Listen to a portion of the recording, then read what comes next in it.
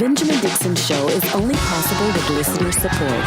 Go to www.patreon.com/The BPD Show.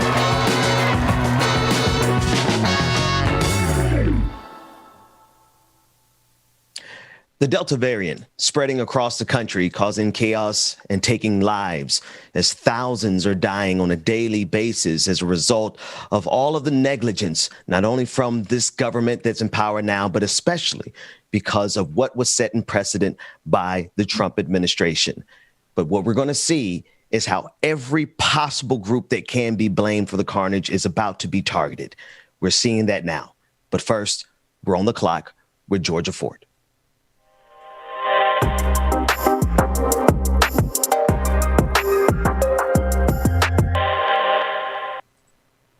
In the last 2 weeks, more than 500,000 new cases across America.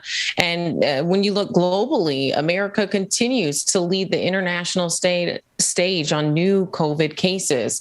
And so, again, as we are trying to narrow down exactly how to get this pandemic under control, the accountability is being passed around between government officials and different communities. What we'd like to start off with this morning is Lieutenant Governor Dan Patrick.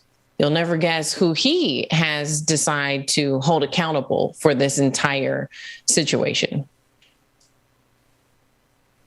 Are coming after your state really quickly here, and as a response, coming after your state because the increased COVID numbers, hospitalizations, deaths are up in Texas, and there's a direct assault on your governor's policies and your state's policies. Very brief response. Yeah. Well, Laura, the COVID is spreading, particularly most of the numbers are with the unvaccinated, and the Democrats like to blame Republicans on that. Well, the biggest group in most states are African Americans who have not been vaccinated. And the last time I checked, over 90% of them vote for Democrats in their major cities and major counties. So it's up to the Democrats to get, just as it's up to Republicans, to try to get as many people vaccinated. But we respect the fact that if people don't want the vaccination, we're not going to force it on them. That's their individual right. But in terms of criticizing the Republicans for this, we're encouraging people who want to take it, but they're doing nothing for the African American community that has a significant high number of unvaccinated TikTok people. videos. So they need we got to address that. We got a lot of TikTok. Yes. All right. So I'd like to get your opinion, Ben and Brother Mac, on this. Here we're seeing now the shift blaming not from the Democratic Party to the Republican Party, but from the Republican Party to the Black community. Ben, go ahead. I need to gather my thoughts. You know, I was trying to yield to you, Brother Mac, for the same exact reason, but I'll jump into it. I honestly believe that these people believe that death is not permanent or that it's a game. Because as much as he's trying to weave a narrative that's going to shift the blame from Republicans to Democrats by virtue of the fact that the African-American community does have lower vaccination rates than we should have, right? We have to address that issue. But at the core of what this lieutenant governor is doing is playing a game of hot potato with the lives of millions of people. Because at the end, what did he say? He said, it's not though we're not going to force a vaccine mandate because that's your individual right. Well, let's get beyond that game right now of trying to draw an equivalence and trying to play both sides. Actually, this is a both sidisms that he's trying to play here. The reality of it is that unless we do something significant and drastic at this point, we could very well see 1 million Americans dead from this pandemic. And it is expressly because of the idiocy of this people like this lieutenant governor. Well, you know, Ben, let me add to that. Texas has a population 29.7 million people. Again, men lie, women lie, numbers don't lie. They got a population of around 29.7 million. White folks make up 73+% of that. Black folks make up just a little over 12% of that. And of their new COVID cases, 17,000. So again, and keep in mind, you want to blame Black folks, the governor of the state, Governor Abbott, just tested positive Saturday. So what? Governor Abbott was at a house party with brothers and sisters. Is that what it is trying to say? So again, as you were stating, when you go back to the way that the Republicans under -45 have handled COVID from the onset, They've been anti-mask. They've been anti-vaccination. They've been anti-everything. And now that this new variant has come along and this new rise has come up, now you want to do what America is absolutely an expert at. Let's blame Black folks. Right. And not just blame Black folks, but make things about race, which I feel like we're the ones who are always accused of doing that. And here you see the lieutenant governor do just that. He blames the Black community. And really, I appreciate the statistics, Brother Mac, and to expound on that, when you look at how many Black congressional leaders do we have? How many Black governors do we have? How many Black mayors do we have? How many Black people are really in the seat to make decisions that are going to impact not only the country, but the states and the cities who are impacted by this issue? And so while it remains an individual right, it is predominantly white leaders who are in positions who are refusing to make mask mandates, who in some cases, like in Florida, we're seeing a ban on mask mandates. We're seeing predominantly white leaders who are refusing to mandate the vaccine. We're seeing predominantly white leaders who are saying our kids should go back to school, despite the fact that we've seen at least 95,000 children get it within a 1 week period. And so how factually can you blame the Black community when at large it is white political leaders leading on this issue? So Georgia, let's look at this from a data standpoint. Okay. Texas, Republican. Louisiana's a Republican state. Mississippi, Florida, Alabama, all Republican states. All states with some of the highest COVID numbers. Now, if you want to look at trends, and then what is it that the Republicans have said? As we've stated, they've been anti-everything around COVID, almost anti-belief in the fact that it even exists. So these states have been the ones under Republican leadership who have not wanted to follow mask mandates, who have not encouraged people to get vaccinations. And now in your time of crisis, when everybody knew when you were standing in that tunnel, that wasn't a light at the end of the tunnel, that was a freight train bearing down on you. And now you want to say that it is us, the engineers, we're the Black folks driving the train straight at you. No, fam, you were the one that put that locomotive on its course and then went down that tunnel with only one way out, and that is to get run flat over by COVID. And now Black folk are the blame for that. Look at all these states that we just mentioned. Under what guise, what leadership are they under? All Republican-led states. That's right. That's right. And I just to put a fine point to this entire conversation, the radio host Phil Valentine, 59-year-old conservative radio talk show host, made a mockery of the pandemic in general, of the vaccine, of the mask mandates.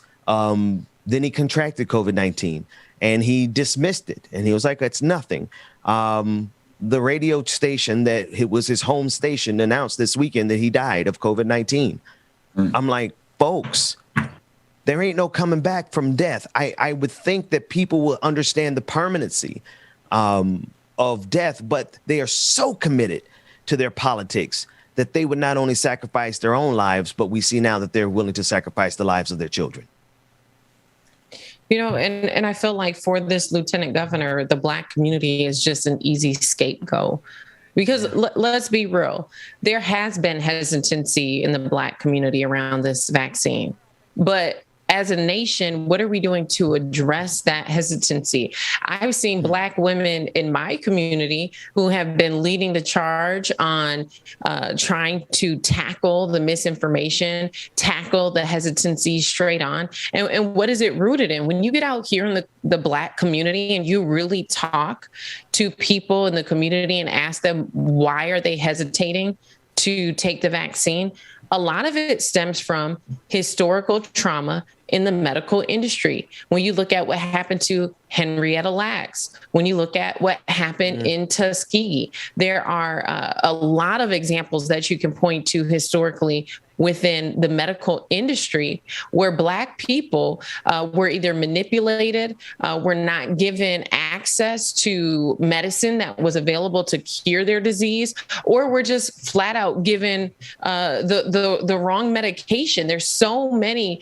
examples historically where the medical industry has caused harm in the Black community. And so you have some people who have remained hesitant, but when you look at the numbers, it doesn't equate to the reason why we're in this situation. And so this accusation is a reach, and it's false. And in my opinion, I feel like it's just an easy scapegoat for this lieutenant governor to continue to pass the buck to somebody else. You're tired of passing the buck to Democrats. You don't want to take responsibility in the Republican Party. So, hey, let's just blame the Black community. Georgia, let's call it what it is. It is absolutely racist. That assertion is absolutely racist. You know, you started the show off by saying America is still leading most of the world in new cases. Well, last time I checked, Black folks ain't making up the overwhelming majority of the population of this country. And and until you can bring out data which is showing by percentage what it is.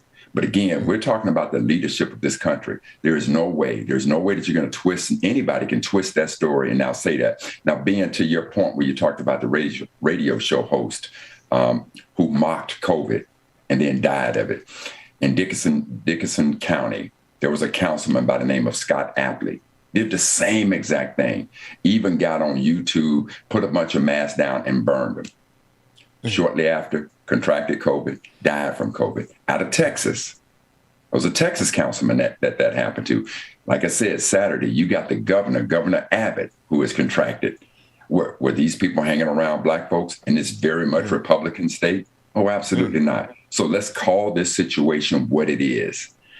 This is a racist statement coming from the lieutenant governor of the state of Texas. And we're talking about Dan Patrick, not the ESPN Dan Patrick, but the lieutenant governor of Texas, Dan Patrick. Absolutely a racist statement. And no matter what you do, you and Governor Abbott in the state of Texas, even when it comes to schools, look at the legislation that they just passed. When they passed their budget for the upcoming year, they stripped out all funding for virtual learning, as if to say, regardless of what the situation is, children will be back in school. And again, these are the types of decisions that you all have made over and over and over again. And is it going to desperately impact our community? Absolutely. But trust and believe, these are the types of situations that have impacted America. And that is why America is still leading the nation, the world, in the number of new COVID cases, because of decisions that have been made by folks in these Republican states who decided they wanted to be anti-mask, anti-vaccination. And these are the times that parables are going to be written about people who mocked science and didn't survive, people who mocked common sense and they died, people who bought into conspiracy versus the fact that, folks, this is science based on hundreds of years of research. At some point, you got to be able, but there will be parables written about the people during this time. And may our lives not be such that we ignore something, or we are so committed to something that we ignore common sense and reason. But to the point of this clip, Republicans, what they do, they cannot exist without a scapegoat. You're going to find in all circumstances, in all cases, Republicans will create a scapegoat, no matter how ridiculous it is. And so long as there's somebody willing to say it on air, like Lieutenant Governor Dan, Lieutenant Dan Patrick, there we go. As long as somebody's willing to say it, then Republicans are willing to cling to it, because all they ever needed was a scapegoat to ignore their own personal responsibility to the chaos they created. You know, and the last thing that I'll say about this, I want to remind especially parents, you know, that you do have a choice. I was having a conversation with a friend over the weekend, and she was asking me, you know, Georgia, what are you going to do with your kids? She says, because I have to go back to work and I am, you know, faced with this decision of, you know, losing my job, quitting my job so I can stay home with my kid, or putting my kid who's not old enough to get the vaccine into a daycare so that I can keep my job. She says, what are you going to do? Because we don't know what to do. You know, she said it was so easy before last year when they told us to stay at home, but now nobody's telling us to stay at home, and we have to make the choice for ourselves.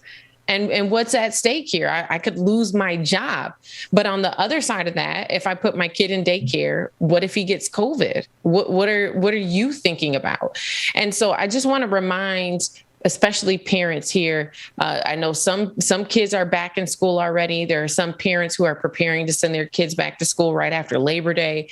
So this is still a decision that's on many people's minds. In the same way that they say you have the choice to get the vaccine, you have a choice on whether you send your kid back to school. That's a choice. That's right. Look at the numbers.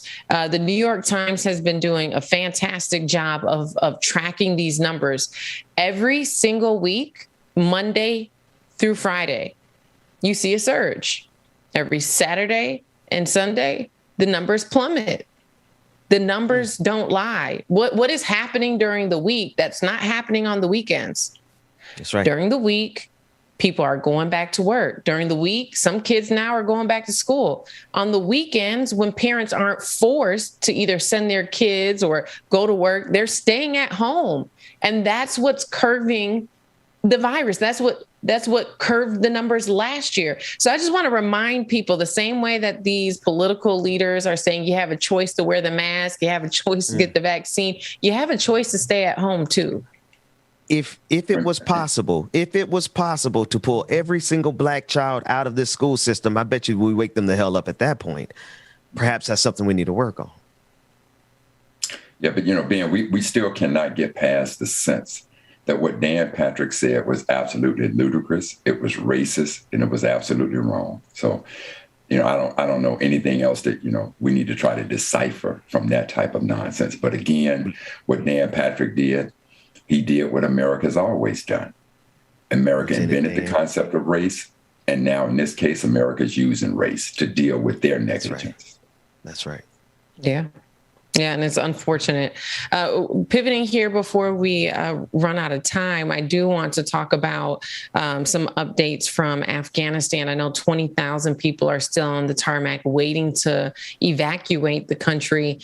There has been continuous deployments of air forces there to transport people. However, what we're seeing is the Republican Party remains divided on whether or not we should accept allies, or in their words, whether or not we should be accepting these refugees. Take a listen to what Senator Ben Sasse had to say on the issue from Nebraska.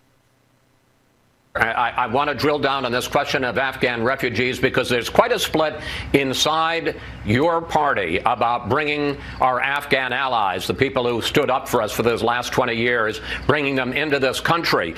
GOP Congressman Tom Tiffany says the Biden administration's plan to bring plane loads into the U.S. now and ask questions later is reckless and irresponsible. Ohio Republican Senate candidate J.D. Vance, author of Hillbilly Elegy, says he'd like to hear zero about Afghan refugees until we get every single American out first.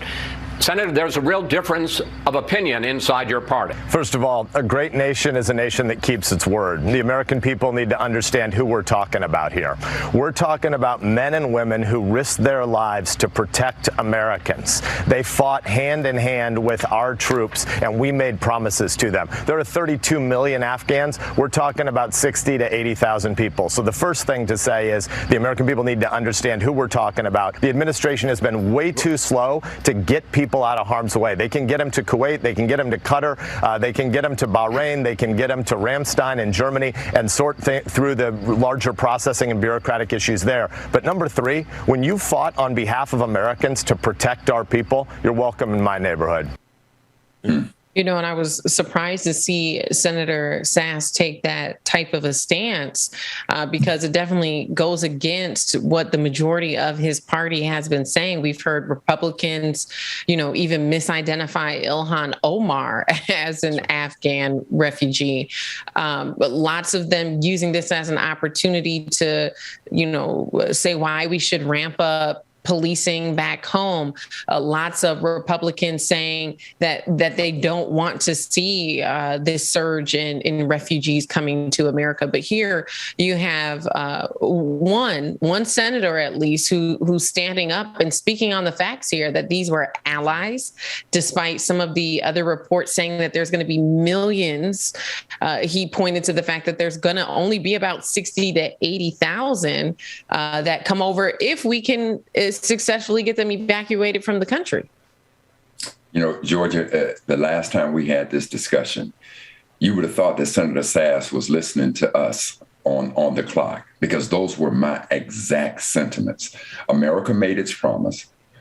Those allies risk family and their own lives to help protect, get information for America. So America didn't have a problem when they were with 80,000 allies helping America. But now it comes to about keeping your word, because trust and believe, should America ever get into another skirmish in another country and they need the locals for help, those locals are going to remember exactly what America did to their quote unquote allies in Afghanistan. Right. So trust and believe, it is incumbent upon America. It is the right thing to do. You made that promise. And when the Afghan allies were there for you, you now need to be there for them. So to all the Republicans who want to refer to them as refugees, trust and believe, you could never look an American veteran in the face, or anybody who wears that uniform, in protecting and defending this nation, and show respect and honor.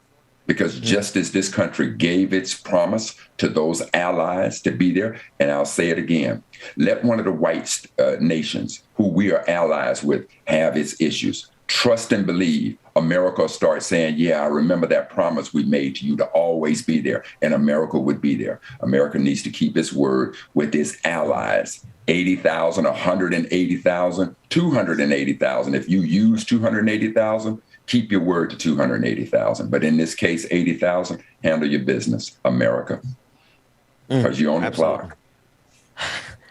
I absolutely, I concur. And actually, the only thing I would offer differently, because I agree with Brother Mac 100%, and I'm surprised to the extent to which I agree with Ben Sass. Broken clock twice a day kind of thing.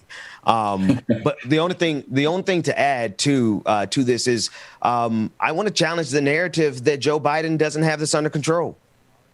I see the necessary air support. I see the necessary troops. I see the necessary airport access. I see the necessary public relations moves being made by both the Biden administration and the Taliban. I see talks about recognizing the Taliban as the legitimate government there. I would offer to the conversation that Joe Biden pretty much has this. I would say he has it under control. And part of the Schadenfreude that we are experiencing is the natural course of political discourse. But every indication from actual indicators says that he has a strategy at play. Ben, there's an absolute difference between having something under control and reacting to something. It is clear that Biden is reacting to the backlash of the soup sandwich that he made in exiting Afghanistan. It ain't control he's doing. He's reacting right now. I would offer that it's the exact opposite, because of the nature of the target that he is focused on. Joe Biden is focused on a singular target, and that is this may upset some people, but it is the recognition of the Taliban as a legitimate government in Afghanistan. That is his only target. And so he is doing what's necessary in terms of getting all the allies out. Right. We see all the assets on the ground. And because of the orderly fashion of how he has delivered these main agenda points, I don't think that it's all reactionary. I would say that there is strategy here. Ben, absolutely. Listen, Ben. Go ahead, Georgia. Well, and I was just going to pose the question, what is the alternative? You know, if we've been in this country for 20 years, what is the alternative? What would have been a better strategy? Because when you look at the fact of occupying this country for 20 years, spending trillions of dollars on this war, and then pulling out and ending up in this situation, I don't know if there was a different way to exit that would have resulted in anything different, other than us continuing to stay there. And so when you look at us staying there and really not making the progress that we hope to after 20 years, the strategy of pulling out and bringing people to our country where we can ensure that they're safer, I know it feels like the lesser of two evils, but I mean, after being there 20 years, what else were we supposed to do? Okay, fair enough, Georgia. So here's the strategy. You've been there for 20 years. Clearly, after 20 years, you have a very good indication of who your allies are and how many of their family members. So you have an idea of the number of allies. So at the point that you decided under this administration that we're going to exit Afghanistan, first and foremost, I don't know why you needed to broadcast it to the world at that point. But now that you know that that's what you're going to do, all you had to do at that point was begin to pull together all of your allies, pull them together in an orderly fashion, and have a situation where you're now saying to them, look, on this certain day, we're going to, we're going to start moving out of Afghanistan. So they could have had an orderly fashion about moving allies out without making these broad announcements. Because keep in mind, at that point, the Taliban didn't have checkpoints all over the place. They hadn't taken over the country. The president was still there. The so-called Afghan military was still there. So you could have done this in a much orderly fashion and a timely fashion and got your allies out, because trust and believe, the Taliban wasn't about to start firing while American troops and everything was still in place. So you could have gotten your allies out. And in the process of making that plan, you could have had plans set up so that you can easily identify who are members of the allies and who are not. You could have had it set up with different countries in a timely fashion as to where these allies are going to go, if not come to America. But you could have done all of those things. But when the first thing you do is pull the troops out, of course, now here comes the reaction. Well, we didn't expect the Taliban to take over as quickly as they did. Well, when you did what you did, of course the Taliban is going to take over. So could there have been an absolutely better strategy with all the military forces there? You could have very easily started. Is there a possibility that we don't have all the information as civilians? I mean, when you think about military operations, I feel like a lot of times there's intel that we are not privy to. It blows my mind that in just 10, 11 days, all the order that the U.S. tried to establish in this country just fell to shambles.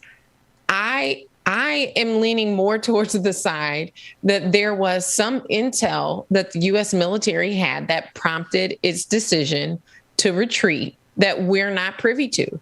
And I'm going to stand on that because there's a part of this equation that still doesn't quite make sense to me. Okay, so Georgia, listen, let's assume that we pulled all of our allies out. We pulled all of the Americans out. And then the country in a matter of 15 days falls apart. Okay, fine. I can absolutely accept that. If the Afghan army didn't have a commitment there, the president didn't have a commitment there, I can absolutely understand it falling apart in that time. But at this point, the way that it fell apart and you leaving your allies at risk, because look at what the Taliban is doing. Even now, the Taliban is going door to door looking for anybody, any family members or any of these allies who assisted through interpretation or otherwise given information to America.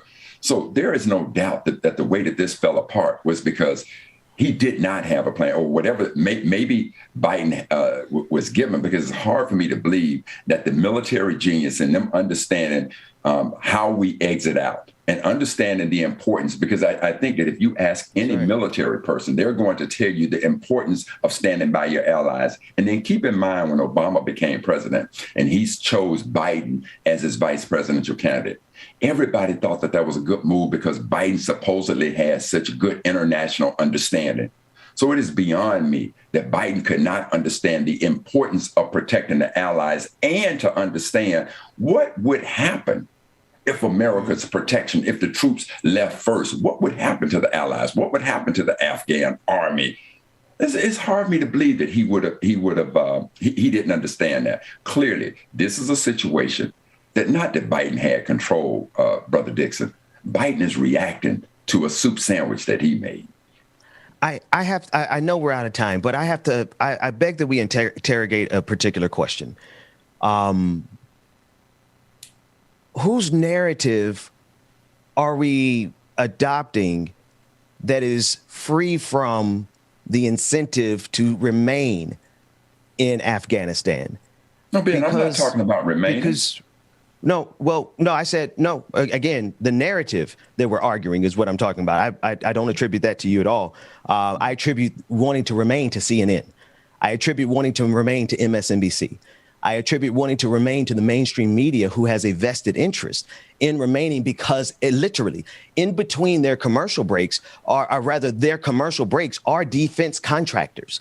CNN has a vested interest. And so we have to ask ourselves the question, like, which narrative is actually true? Because as we discuss the troops no longer being there and troops being pulled out, we are simultaneously discussing the fact that the troops are there to assist getting the allies out. So I'm really curious which narrative is actually true. And I suggest that it is not the narrative that is being forwarded by the mainstream media, who are actually the ones who are saying that this is a soup sandwich. And all those things that you're arguing, Brother Mac, they're coming from mainstream media who has a vested interest in remaining. Because every indication, but let me finish the point. Every single indication that we've discussed at this point, here until this point, suggests actual strategy. It doesn't suggest that it's a cut and run. Even the surrender of the weapons is a form of strategy. This is part and parcel of a strategy. And I will capstone it with this and yield the floor to you, Brother Mac. Because he does have access to the greatest military minds. He does have access to all the intelligence that we do not have. He does have the full set of information. And I will give you, he was right when President Obama was wrong. Joe Biden was right in opposing the surge when President Obama strategized the surge and sent it in. He was right. So Joe Biden does have some international foreign policy prowess. And I see more strategy here than a soup sandwich. And I suggest that the narrative of a soup sandwich is coming from mainstream media, who has a vested interest in remaining in Afghanistan, financial interest. Look, it's some simple things. You dance with who brought you. And those Afghan allies who were there, they helped bring us information. Now, we need to honor that. Now, if this is something that is so unconscionable for us to understand, usually stupid is. Stupid is hard to understand. And I'm just simply looking at my own eyes of saying that if a person was there with me, it's like if we as brothers, we go to a club. If something breaks out, if I see you in a scramble, I'm not coming over there to ask you, look, Ben, what's happening? That's right. We're handling that business, and we'll deal with the other part of it on the outside of it. But right then and there, we are handling that business. In this situation, Biden left the club. He left you and I in there to get a beat down. And we were the ones that was there with the dude. So I'm simply saying, to be able to take care of your allies and get them safely out of the country, if you want out of Afghanistan after 20 years, fine. Do it the right way. I offered no argument about whether or not we should leave Afghanistan. Absolutely, we should. But for those men and women, those allies who was there with us, as the senator said, who was there for us, there's an obligation that we have to them. And we absolutely failed on that. And we failed because there was an absolutely miserable execution of a plan. And now what we're seeing is President Biden, who we all voted for. At least I know I did. I'm seeing him react. I'm seeing him react to the situation more so than having it under control from day one. But how could the troops simultaneously have abandoned the allies, and they are literally the conduits that are carrying them out? The troops are bringing them out. Okay, so troops. Well, I think, Brother Mac, you're basically saying that they should have corralled the allies before even announcing that they were going to exit. And I don't argue that that's a better plan. But the point I was making is, do we, as the public, have all of the information, all of the intel on whether or not that was even a possibility? And so sometimes we're coming into these conversations, even the media is not privy to the highest classified information from the military. So we're coming to this conversation and we know we don't have all of the facts. So what was it that prompted it, and why wouldn't we be able to corral all of our allies before actually exiting? And to Ben's point, no, they haven't been abandoned yet. They're still U.S. military forces in Afghanistan. And we've heard Biden continue to renew his commitment to saying that, yes, first of all, we're getting all the Americans out who want to leave. And then our second priority is to try to get all of the 60 to 80,000 allies out. To wrap this up, because we are over time, Utah, Iowa, Minnesota are among the states who have agreed to accept refugees. I anticipate that we'll see more people sign on to that list. But right now, those are the top three. And we are out of time. So I'm going to encourage you guys to stick around because I know Ben is going to expound on this conversation later on. But that's all we have today for On the Clock. Thank you so much for watching.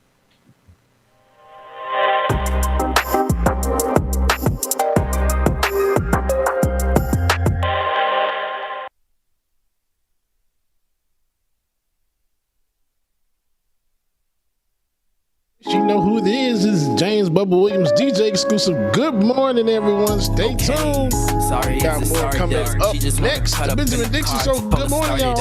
I don't want to see it from your eyes unless it's Cartier. Ran into my old chick. She said you ain't playing fair. Playing fair, playing fair. No, I ain't playing fair. Playing fair, playing fair. Big Metal Fan is in the building, y'all. Good morning, y'all. She said she don't know. I had to ask some more, but I really had to go and get my bop on. Yeah, I get my bop on. If she needs some good, tell her she got hop on. She know I'm the top dog. I know she a hot one, but Lindsay's on the feet. Good morning, y'all. I hope y'all are having a good morning thus far. Miss y'all says.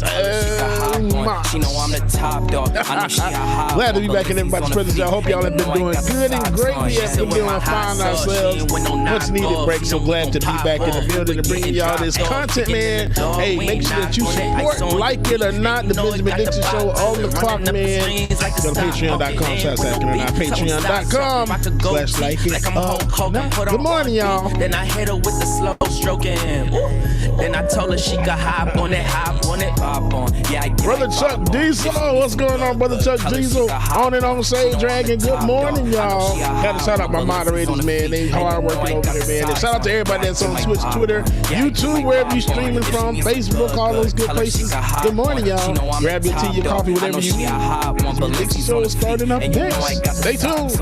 Yeah. Double B's on me, yeah. Double C's on the dough. Double D's dunking, no. Going nuts. Good morning, Mama and Daddy. Good morning. Love you. Who is he? I assault. Who is he? I assault. Bop on. Yeah, I get my bop on. If she wanna give me neck, gotta keep the top on. But she got the top off while I got topped off. She was taking too long. Now I'm finna nod off. So I get my bop on. Yeah, I get my bop on. If she needs some good, tell her she got hop on. She know I'm the top dog. I know she a hot one, but Lindsay's on the feet. And you know I got the socks on. Yeah, I get my pop on. Yeah, I get my bop on. If she needs some good, tell her she got hop on. She know I'm the top dog. I know she a hot one, but Lindsay's on the feet. And you know I got the socks on. Yeah.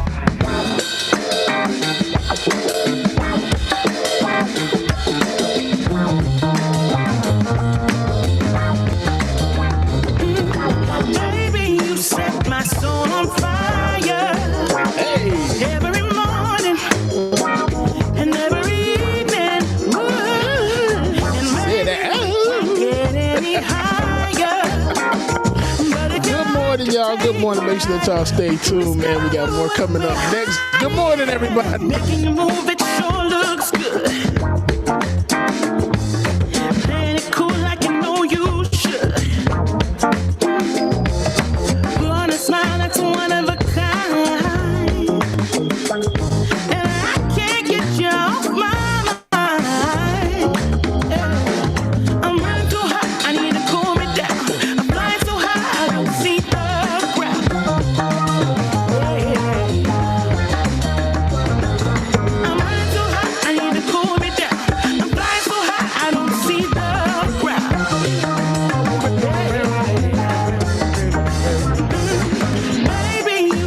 My soul on fire every morning and every evening.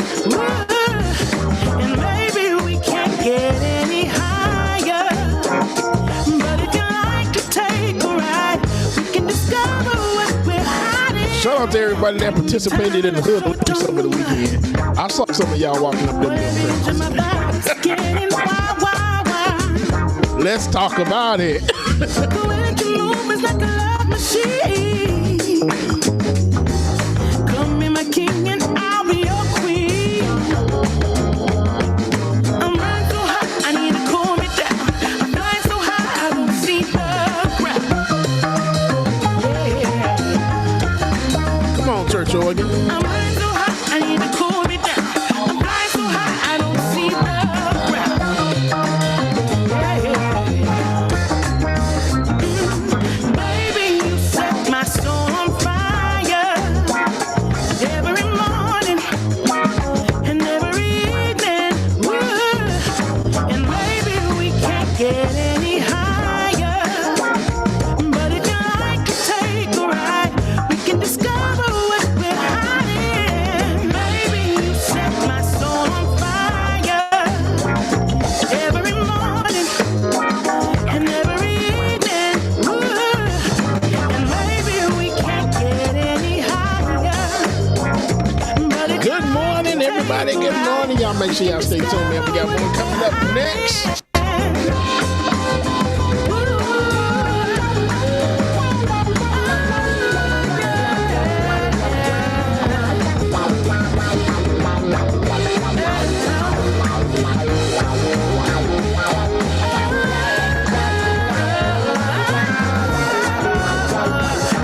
Baby, you set my soul on fire.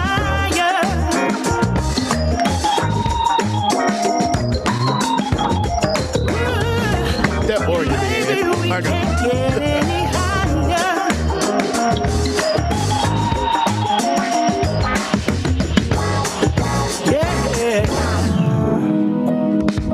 Yeah, that is a jam right there, y'all. Y'all make sure y'all stay tuned. We got more coming up next. Another song. Y'all stay tuned. Come find me in the night. We both know when it's right.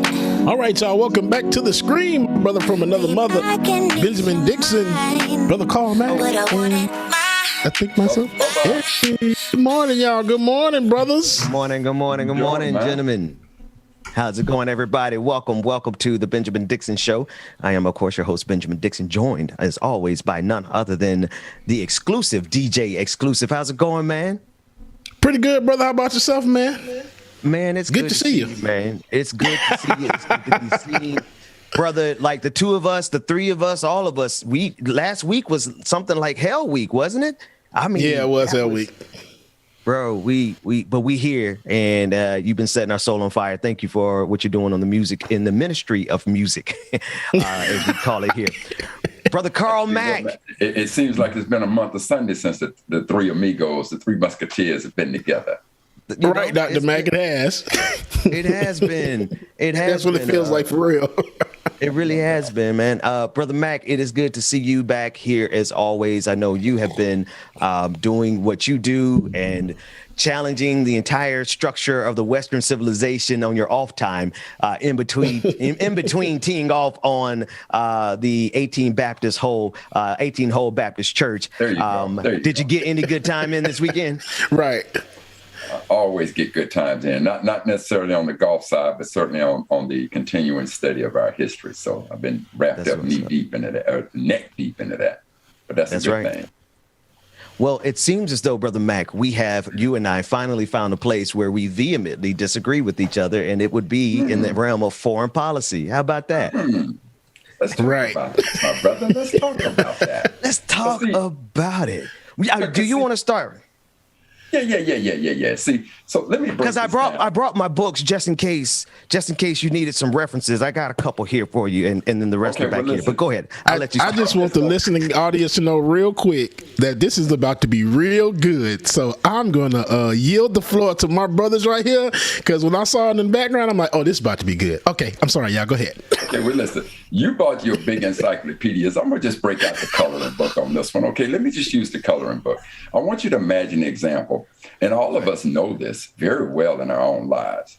Somebody, some friend of ours, some family member who needs to borrow money.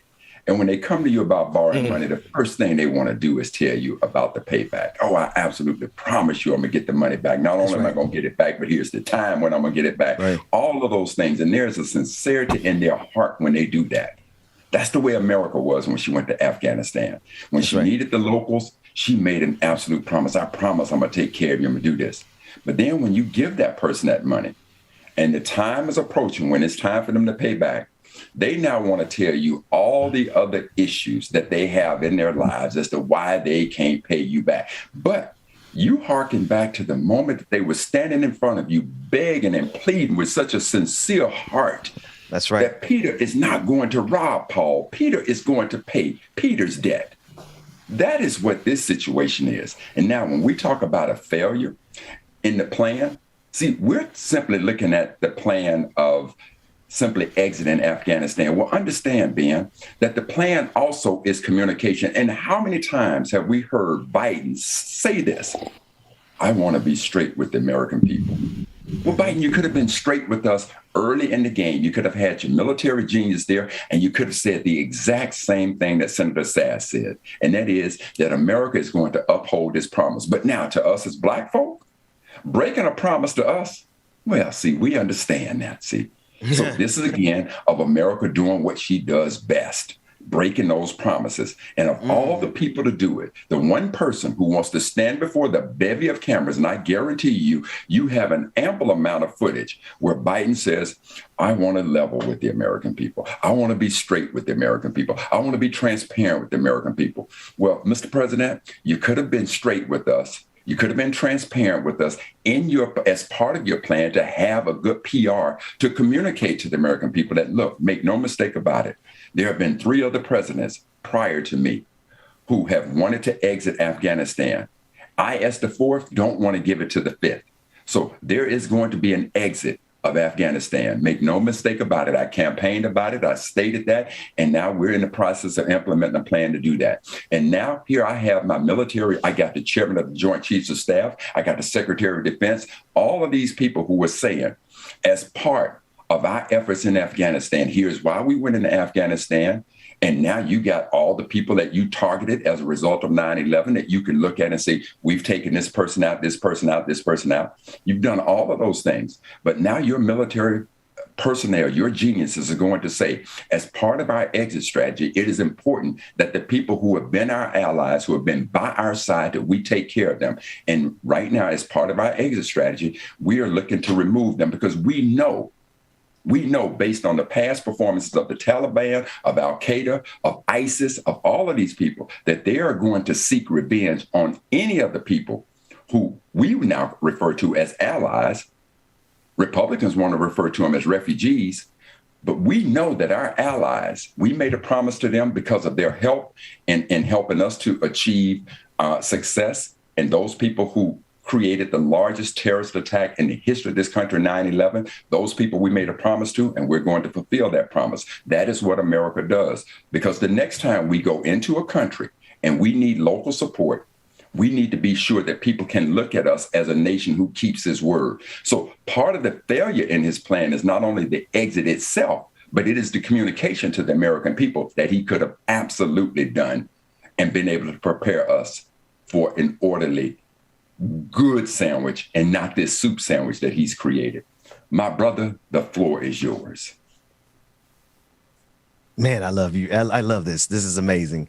I heard a critical linchpin, and then I heard an assumption that I want to review with you to make sure that I heard you correctly. There's a hell of a linchpin in there where you said it is analogous to Joe Biden and America letting down Black folks. Historically, they have shown how they would come to the dance with us and leave with somebody else, how they'll promise us one thing. I heard you correctly on that one, right? That's the analog you're drawing. Well, and I don't disagree with that one. That I don't disagree with that truth, because that is what America does. But then on the other side of the equation, I heard an assumption that I want to discuss with you. One that you said that we know that these people, speaking of the Taliban, they are going to seek revenge on anybody that's an assumption that you make, and I want to make sure I review that with you. Do you? No, Ben. It's already been reported that the Taliban is looking for any and all who were allies to the Americans during their occupation of Afghanistan. That's already a fact. That is not an assumption. And what are the Taliban doing? What is the report saying that they're doing with those people once they get them? That they're literally going. What do we think is going to happen? I can tell you one thing, Ben. Past performance is a very good indication of future performances, right? Yeah. And so, what do we know about the Taliban in the past for anybody who have been allies to anything that is contrary to them, let alone the Western Empire, or let alone America? So, I think it's pretty clear what the Taliban is going to do when they find these refugees, because when they find these allies, because if indeed, Ben, the deal was that we're going to let bygones be bygones, then why go try to find out who the allies were? Why do you think they want to find them? I don't know, but it is a spot of ambiguity, is it not? And not for it's me, funny. It isn't. Well, I mean, it's ambiguity that you have to complete with past history, with data from history, correct? I'm sorry. I think I'm missing that, because I think that anytime the reason you look at the past is to give you some indication of what your future can look like. If CNN had evidence that the Taliban was executing people, would that not be on the news right now? I'm sure it would be. Absolutely would. So why would CNN leave it to your imagination to assume what the Taliban is doing, going door to door, when we know for a fact that if there was a single thing nefarious whatsoever, CNN, somebody would be there leaking the footage to one of these mainstream organizations. There would be no ambiguity whatsoever if it was happening. Would you agree? Well, Ben, let's look at it this way. If everybody has left and the Taliban has taken over in the manner that it's taken over, tell me what reporters are going to be there to report that, if indeed that were happening. So when you talk about assumptions, that is where the assumption is on your part. There's still women reporters on the ground right now. They are dressed differently. Yeah. But so are they allowing those reporters? Do you think that the Taliban is going to allow those reporters to follow them around, knowing that they are hunting down any allies, and then to watch what they do with those allies? Are they allowing are they allowing cameras inside of America and inside of Guantanamo Bay to show us exactly how they're interrogating anybody that they have at Guantanamo Bay? Of course not. So where's the assumption there? We're talking common sense here, my brother. I think we do have the technology to be able to see what they are doing within like 1 inch of their breathing patterns. Who's making the assumptions? Do we? I mean, we literally have footage. That's how we understood what Edward Snowden released to us. I mean, there is surveillance footage capacity of every inch of Afghanistan. Okay, both from the satellite. Wait, I just read that, like that's got to be a point of information that we can agree on there, that there's no part of Afghanistan it's not a point that's not covered. Wait, I want to make sure that you hear me clearly. That Afghanistan, that we can clearly see what's happening in Afghanistan, whether it be through GPS, intelligence. If there was people being killed in Afghanistan by the Taliban, we would find out about it. And why would we not? Is the Taliban so great that the United States government would not be aware of atrocities that are happening right now?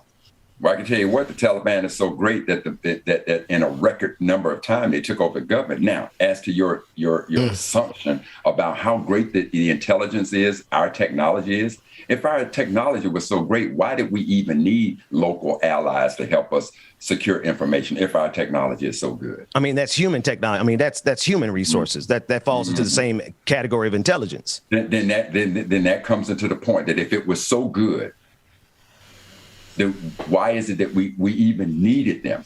I'll come back to that. You're the one that's laying the claim about the technology being. It's pretty clear why the Taliban is looking for allies who supported America, but that does not get. What evidence? What evidence? Biden turned this into a soup sandwich. But what evidence do you have to support your claim? The claim of what? Of what the Taliban is going to do? Yeah. Well, I can tell you what evidence I got. Look at the number of people who rushed to the airport and were so desperate to get out that they even hung on to planes that took off. That's how desperate they were to get out. Why? Because they absolutely know what the Taliban is going to do. So look, Ben, I don't have to stick my hand in fire to know it's hot. Trust and believe that. So all I would ask then is that within any other case that I know you, Professor, is that you require receipts and a trail of evidence.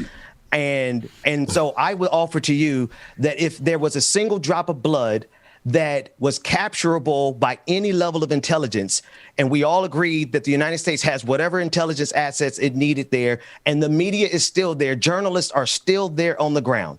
If there was one beheading, if there was one execution, one point blank assassination, it would be hit cover to cover on CNN, MSNBC right now today. And so my question is if there is ambiguity, would you at least agree that what the Taliban is doing with those people door to door without evidence, neither one of us have evidence that there is at least acknowledgement that there's ambiguity. We don't know what they are doing. All right, fair enough. So then how is it that we claim the one narrative that benefits the people who have the most vested interest in remaining there? The $2 trillion that was spent in this war came back to Virginia, to the defense contractors there. And where do they spend that surplus? With commercials on CNN, MSNBC, Fox News, and every other major mainstream media outlet. Every other commercial is Northrop Grumman, but whatever the hell they are, Boeing.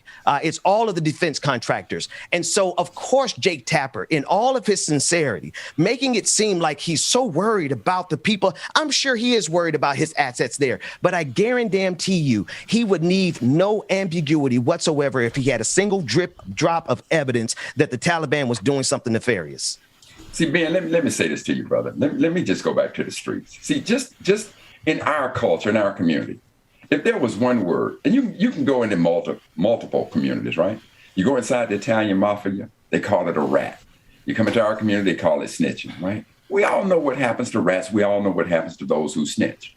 It's just common sense to understand what an organization like the Taliban, ISIS, Al-Qaeda, what they're going to do to anybody who aided America. I don't understand your premise, because you're drawing this premise as though the Taliban is not going to touch anybody or do anything nefarious. Because I think because they have a vested interest. They have a vested interest in not doing that.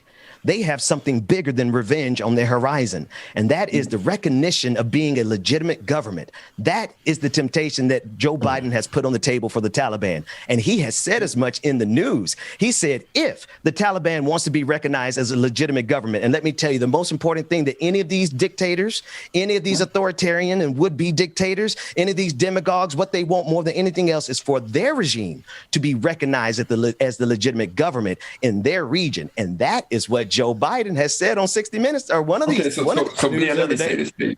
Let me say this to you. In an engineering standpoint, when you're dealing with mathematical formulas, all you have to do is prove one time that the formula doesn't work and the formula is no good. It's no longer considered law. So when you talk about these I dig it. Leaderships wanting to be established as legitimate leaderships, well, let's go to North Korea. How many times did Lil Kim say, I'm not going to shoot up no more rockets? Huh? How many times did he say it and turn right around and did exactly what his past has shown that he was going to do? So if you're trying to make the assertion that somehow the Taliban wants to be legitimate and it's just going to let bygones be bygones and we don't need to worry about those allies who have aided America, I tell you what, my brother, given that I don't have the receipts of what they're going to do, but I got a very good indication that based on their past performances and the past performances of just common sense of what happens to snitches, what happens to rats, what happened to what bad actors have a tendency to do to go back, trust and believe. We'll be sitting here analyzing this conversation again. Should America default on its responsibility to the men and women who risk their lives to give us the information and leave them behind? We'll find out exactly what happened there. Who won the war is a question I'd like to ask the audience and everybody. And Brother Mac, who won this war with Afghanistan, the Taliban or the United States of America? Well, to me, and again, let's assume this, that my initial entry into Afghanistan is based on the fact that I want to get the masterminds of 9/11. And let's say that Al-Qaeda, Osama bin Laden, and that crew were part of the mastermind of 9/11. If my intent was that I will scour the earth to find them and seek retribution on the terrorist attack that they committed on American soil, if that was my goal, and I went in there and I got those masterminds, that's who I went after. I didn't go after the whole thing. If my intent was to go there and spend whatever it took to get the masterminds of 9/11. Now, if I put up a chart of what information I had that says, here is the leaders of Al-Qaeda, here are the people who plotted 9/11. And if on that chart, I put an X behind every one of them to say that we got every one of those people. Yes, sir. If that's what I did, then I would consider myself victorious in what I did. We're out of time, but I still want to ask the question: who won? Who? What is CNN? What is Jake? Everybody is saying the narrative that we lost. I mean, it's okay. I mean, we lost Vietnam. We can say that we lost Afghanistan, right? It's a soup sandwich, right? It's a soup sandwich, so it's safe to say we lost. I'm not saying it because of this. If you allow only because we're out of time, and Rebecca is going to be here in a minute, and we haven't seen our sister in a week, so we're going to have to finish this another time. But it has been robust, to say the least. I do want to ask the question: if it is us that we lost, then how is it that we have the expectation that we could accept the terms of our surrender? How is it that we, as the United States of America, who is tucking tail and leaving because we should never have went in the first place, feel that we have the unmitigated gall to dictate to the people who won the war how we should leave? We better be glad they let us get out of there in the manner that they are dictating, because we lost. If we lost. Now, if we're going to say we didn't lose, if we're going to say we didn't lose, that's a whole different conversation. But how can the United States of America dictate to the people who won? Would the United States of America allow anybody to dictate to us, a loser of a war, how they're going to proceed? Then let me simply say this. The point where you and I will not agree on this is because we cannot agree on a definition of what is, quote, winning. So I'm not one to say at this point that I can answer, because I'm not clear of what your definition of winning. I mean, that's actually, to be fair to you, that was a tangent. But to the main point before we go to break, to the main point the main point that you were making before this was the question of whether there was any strategy here, or whether or not Joe Biden completely fudged this. And I would offer to you still a sandwich. Right. Well, I will offer to you this.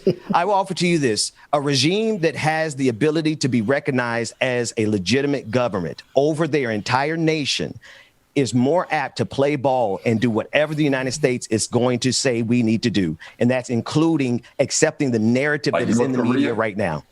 Exactly like North Korea.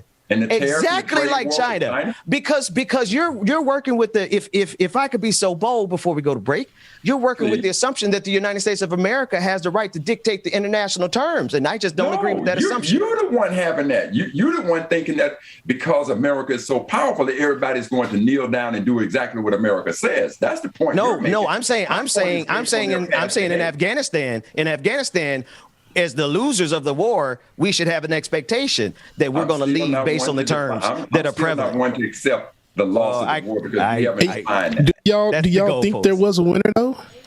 Like, honestly, there was there in this. Somebody said it good in the chat. The defense contractors are the winners of this. Nobody won this war. If anything, we went over there and did what we needed to do and get Osama bin Laden. If anything, we should have been out after that. I mean, what's the point of being over there for 20 years?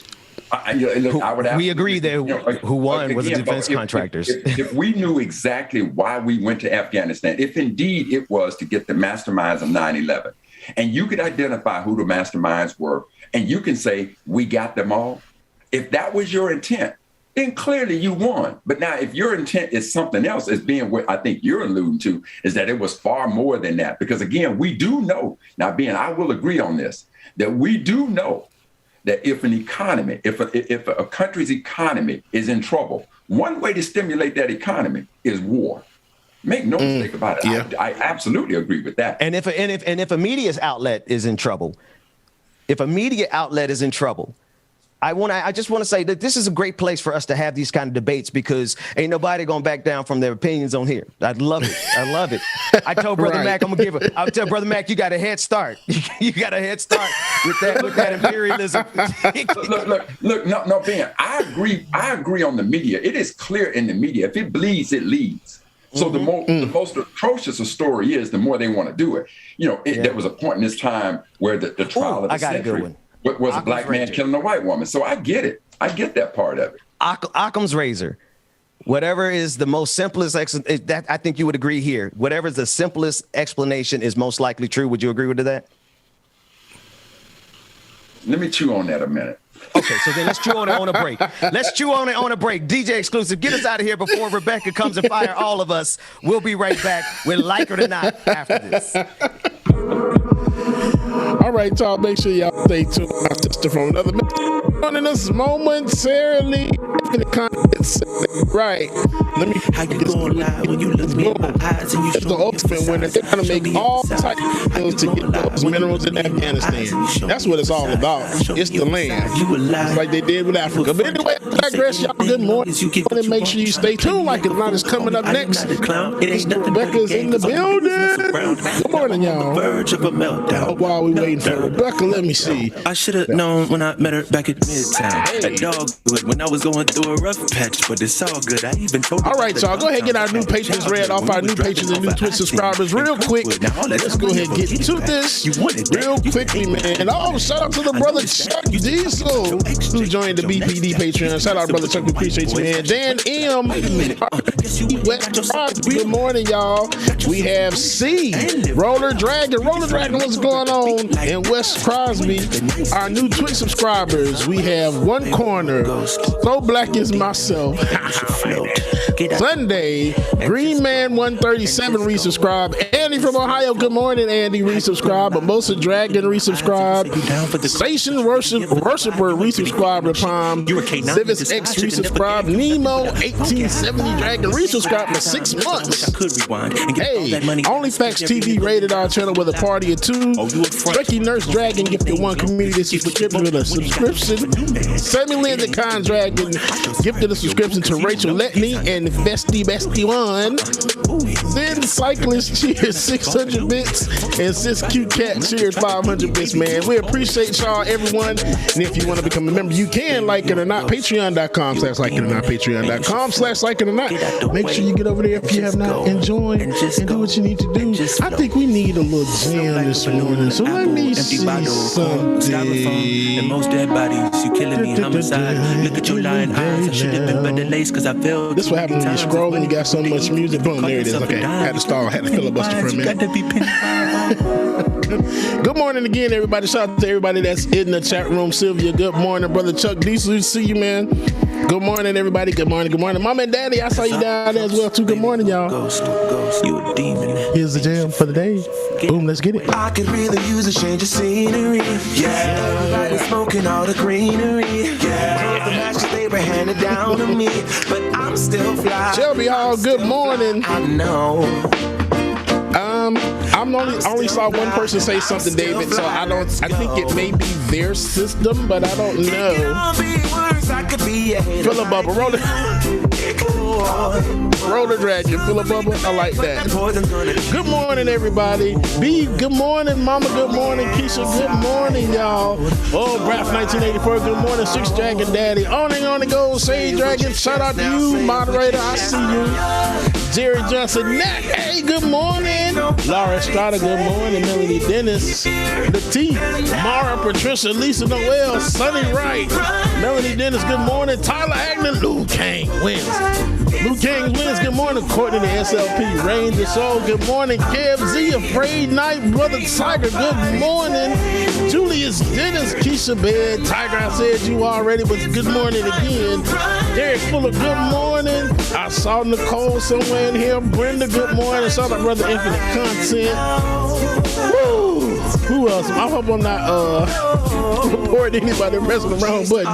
Patricia, good morning. Susan, good morning. Eric, good morning. Brenda Johnson, good morning. Ear Hustler, what's going on? A.R. Walker, man, good morning. Good morning. Brenda Johnson, I see you. Go cool. Good morning, brother Laura Estrada. Love y'all. Meaning if I miss you, man, drop y'all names down there at the bottom. My lady 24/7, good morning. Carly Wynn, good morning. Alicia, good morning. Anna Hart, good morning. No Human Humanist, good morning. William Moore, good morning. I think that's it, y'all. Gonna let y'all jam out a little bit down to some music because Bubba is out of breath. And make sure that y'all check it out as well, too. Today, I will be on the Pascal Show at 11 p.m. Eastern Time. 11 p.m. Eastern Time. Make sure that y'all raid the Pascal Show channel, okay? That's everybody on Twitch, Twitter, YouTube, wherever you are, man. Raid the channel. Your boy Bubba will be on there. You do not want to miss it. Dwayne, shut the hell up. Mark S., good morning.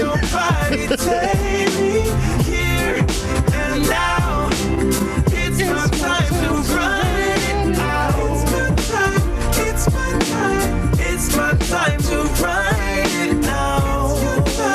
It's your time. If you're on the bus, Keisha Bed, I got you. Hey, if you could look at Keisha Bed's message in the chat on YouTube. Laura Strada, thank you. The Pioneer, good morning. 8 a.m., not 8 a.m. So directly after this one, I'll be over on the house, okay? Lily, good morning.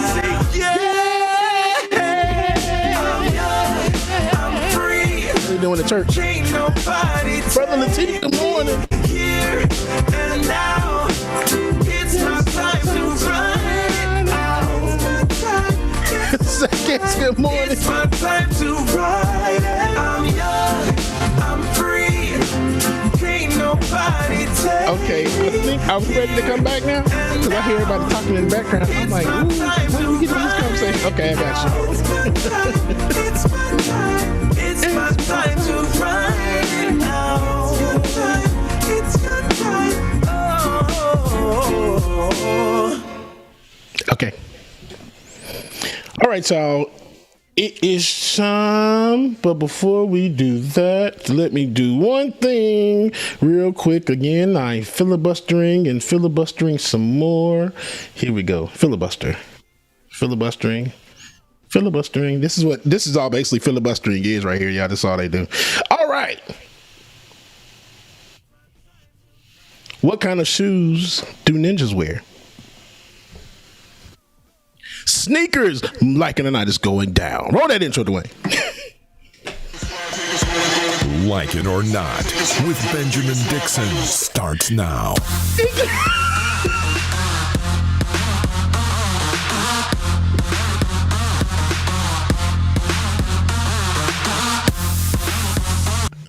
Good morning, everyone. Come on, hell. I can't stand you, James Bubba. I can't stand you, James Bubba Weird. Because there's I'm gonna tell you something. If the show is like it or not, I like it. Thank Brother you. Mac. Thank you so much. I'm like, anyway, I'm gonna stay in my lane, mind my business. Like that weird freedom. I missed you guys. Hey, look, man, the Queen came. Missed you too, sister. And not care who doesn't like it.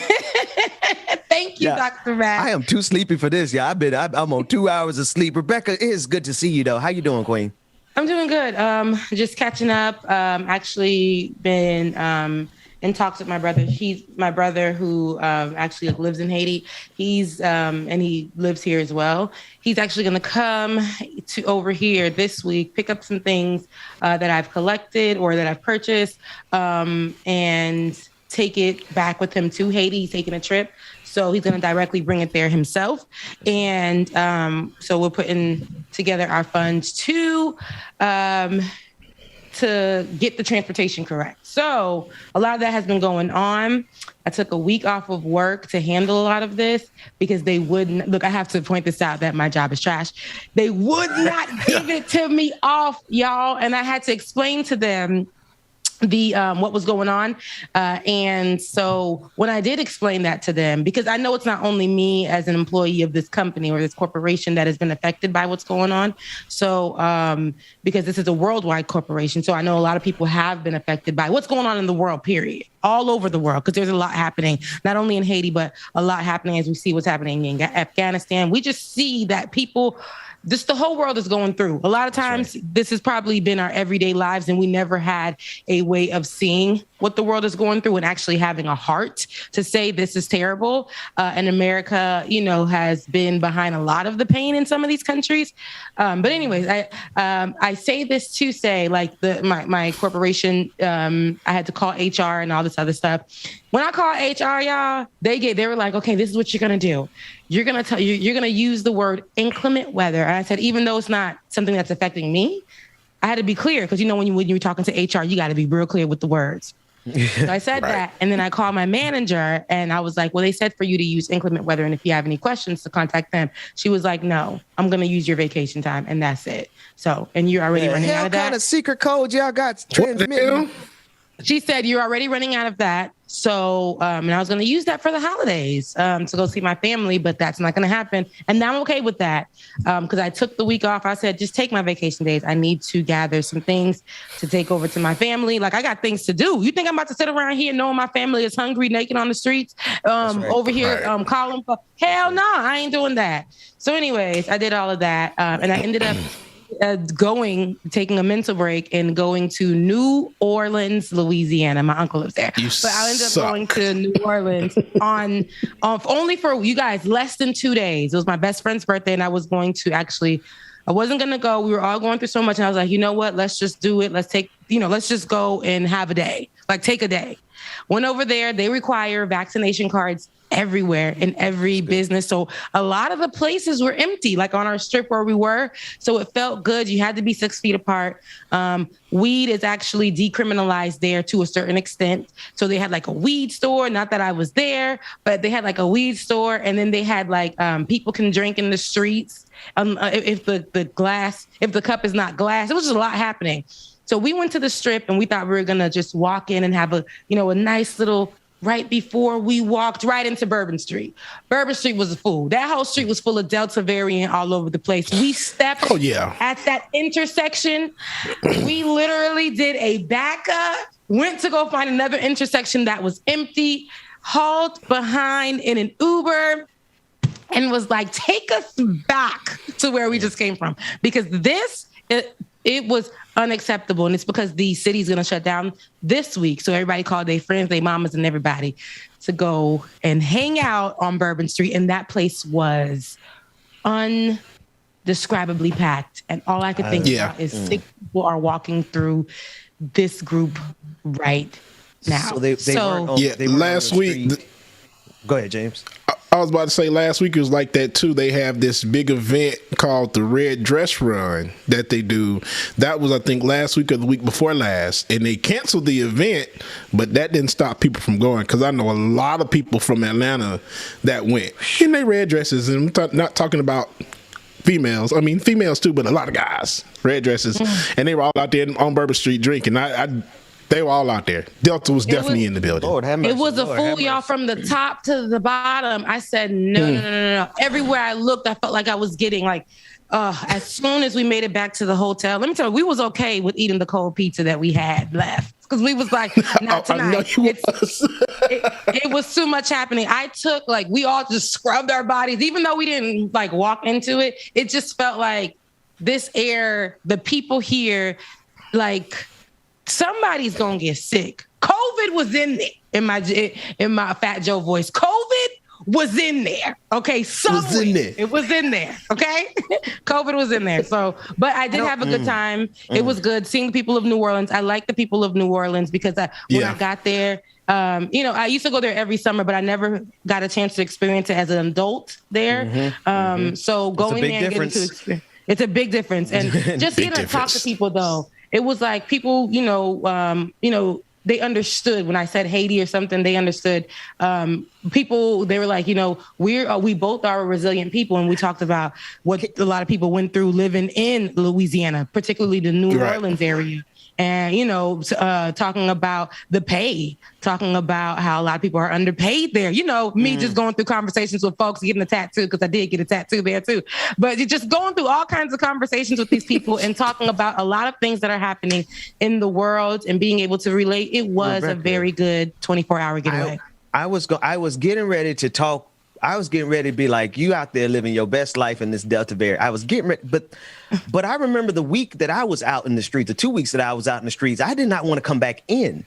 So I feel you. Like, did you go to that Acme seafood and burgers joint? Oh yeah, my gosh. They serve those char grilled oysters that are like a spiritual experience. Did you go there? So I did have char grilled oysters, but I went to somewhere, like I said, I was only in New Orleans. There was only places that you can go that were like, you had to have your vaccination card. So anywhere that was packed, we weren't going to go because we felt like a lot of those were being broken in those areas. So we just happened to run into one accident, and shout out to my girl, Edina. It's her birthday. So we actually just went with the flow. God led us away from what was packed and ridiculous. And we accidentally ran into I put the wrong address in, and it took us to a seafood house that, we had our separate room and it was just us in there. There was like, that's dope. Tables, and we just ate. And I was like, let's try these oysters. I'm not really an oyster girl. I'm a muscle woman. Yes, ma'am. So when I tried those oysters, I said, oh my God, is it alive in my mouth? Didn't know. So I just had to throw it back. But it was the sauce and stuff on there was good. You guys, it was just good to get. Queen, let me explain something about that oyster. That was that aphrodisiac part working on you. And that somebody was trying to help me understand. I knew it. I said, "Ooh, this wouldn't." Were they the char grill? Were they the char grill though? They were the char grill, but they were yeah. No, I don't know if that was. Is it Drago's? I forget the name of that other restaurant in New Orleans, but definitely Acme with the char grilled oysters. It's the place to be. I just can't. I just don't believe how many people are so comfortable in, like you said. So nobody was on Yao Street, but everybody was on Bourbon Street. So we didn't do, but we went to. We were in the city area, downtown area, but when you went towards the Strip. And we thought we were just going towards the Strip, like, people need their vaccination cards. But on that Bourbon Street, people were drunk. It was just not for me. I'm not there anymore in my life. Yeah. Yes. I will always, I'm going to dance when we go out. I'm going to go to vaccinated places. I'm going to quarantine when I come back. I'm going to do all that. Yeah. But when I looked at what I saw outside the door, this is what I used to do when I was in college, right? Go out and shout out to Fan because it is, it's amazing. But go out there and just be tucked in. Into like this massive group of people drunk and just be out there. And I'm like, ew, they're sweaty. I had on high heels. And it's been a whole panoramic. So these ankles haven't been adjusting to the heels so well. Okay. So I had but so many blocks to walk. Usually I'm good with it, but I had but so many cobblestone street. I was not about to fight through those people in my heels and then getting touched. Oh my God. No, it wasn't happening. It wasn't happening. Let me ask this question. Were most of the people on Bourbon Street, could you give us a demographics, white, black, what that was there? So the people who were at the top on some of the buildings were majority the white ones throwing beads down. Right? Because they had to be there for like vacation or with their, whatever.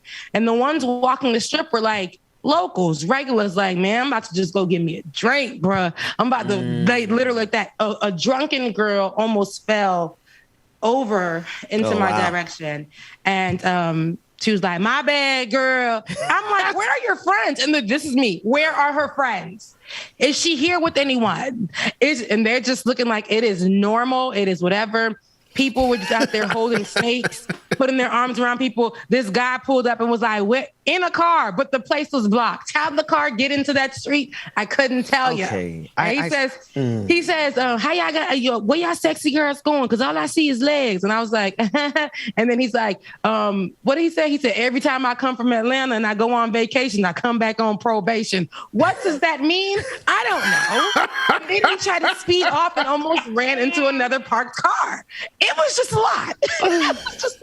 Well, he comes back on probation. He comes back on probation because of them oysters you were eating. I'm just saying. Okay, see, this is too much. But I had a great weekend. But now it's back to reality. Reality and getting this stuff to Haiti. You guys, I'm gonna drop those links again, or drop the links to you guys, so that you guys can see how you can give. If you want to give directly to me, you can. I'm not saying that you have to, because you don't. Because I'm gonna go ahead on my own, use my own funds, and get it to Haiti and my family. If you want to, you can give to me, but that is not something I'm going to do. Rebecca, hang on a second. We raise money in decency and order. Put up her Cash App. I just want to tell them, because there's no reason for you to go on your own dime. There's literally no reason for you to do that. When we've done this before, and I know, and everybody knows, nobody needs me to vouch for you. Everyone who has been on this journey and listening to you understands that at your heart, that whatever fund they send to you is going to be used well as you take and get this stuff to Haiti. So put her Cash App up on the screen, and I need everyone. She ain't the Red Cross. I hate the Red Cross. And I say that because we know what's happened with that, with their up to $50 million, $500 million that never made it to Haiti. 6 homes built with the Red Cross. And they, on their website, they proudly state that they raised that much money for Haiti. There is nothing to say where it went, how it went, what it did for Haiti. Not a thing. A lot of other organizations. So the trusted organizations, if you guys would like to give to organizations, I'll go ahead and send that list again. So towards the end of the show, that's it, David. Towards the end of the show, we can go ahead and put those up, and you guys can choose which one you want to go to. Those are the trusted ones, and they're right there working in Haiti. And for local ones, if you near your home, you, Ben, and Bubba, I'll let you know, because there is a Legacy Center out there as well. In College Park, right?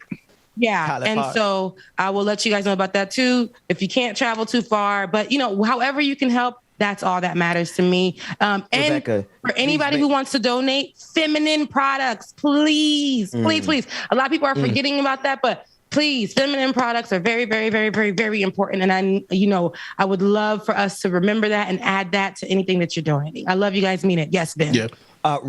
Please get that same link that you're putting into all the chat rooms right now. Please give it to David. David, grab that link. That's what we need to make sure that it's a part of the podcast, because all the thousands of people who watch and listen, or rather listen there, let's make sure it's a part of the description for the podcast. So if you're listening to the podcast, please click on this link so that you can get the list of trusted organizations, because of every reason Rebecca just listed, namely the Red Cross. Right. We're not messing with the Red Cross. Hell no. No. Hell no. N-O. No. N-O-N. Okay? Shakari. But yeah, I'll drop that when I get that up. And, other than that, let's get this party started, because I missed y'all. Hey. Much. I missed y'all. I missed you guys so much. I would watch you guys and I was like, this is really, really good, but something is missing, and it's me. So here I am on this Good Monday, and I'm ready for us to definitely get the show started. Well, Rebecca, I could say most assuredly that the show is not the same without you here. Let me take off my glasses here to say this part so people see it in my eyes. No, we really stand in obviously solidarity, not just because you're our sister, but because the people of Haiti, they're our family, like literally.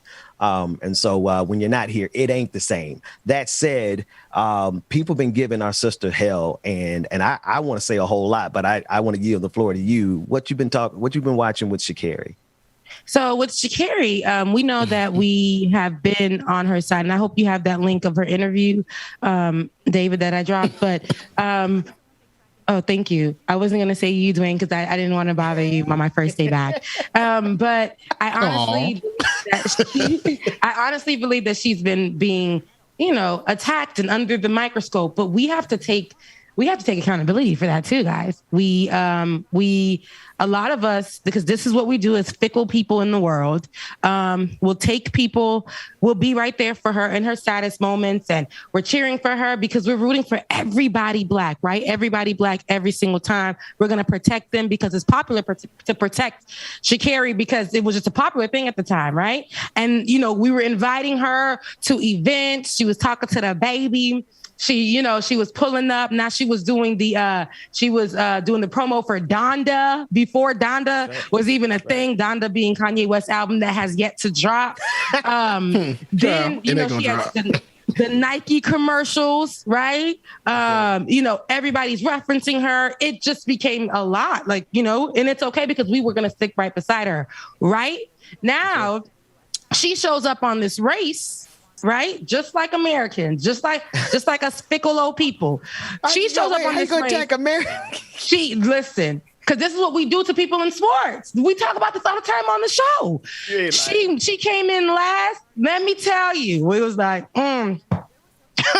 there she go. All she was worried about was the press. All she was worried about was smoking that weed. All she was we were doing that to her, and that wasn't fair. And here's my thing about it. We got to take ownership. Hey, she came in last, we'll support her. But that was not even, to me, what we should have been focusing on. That other Black woman won.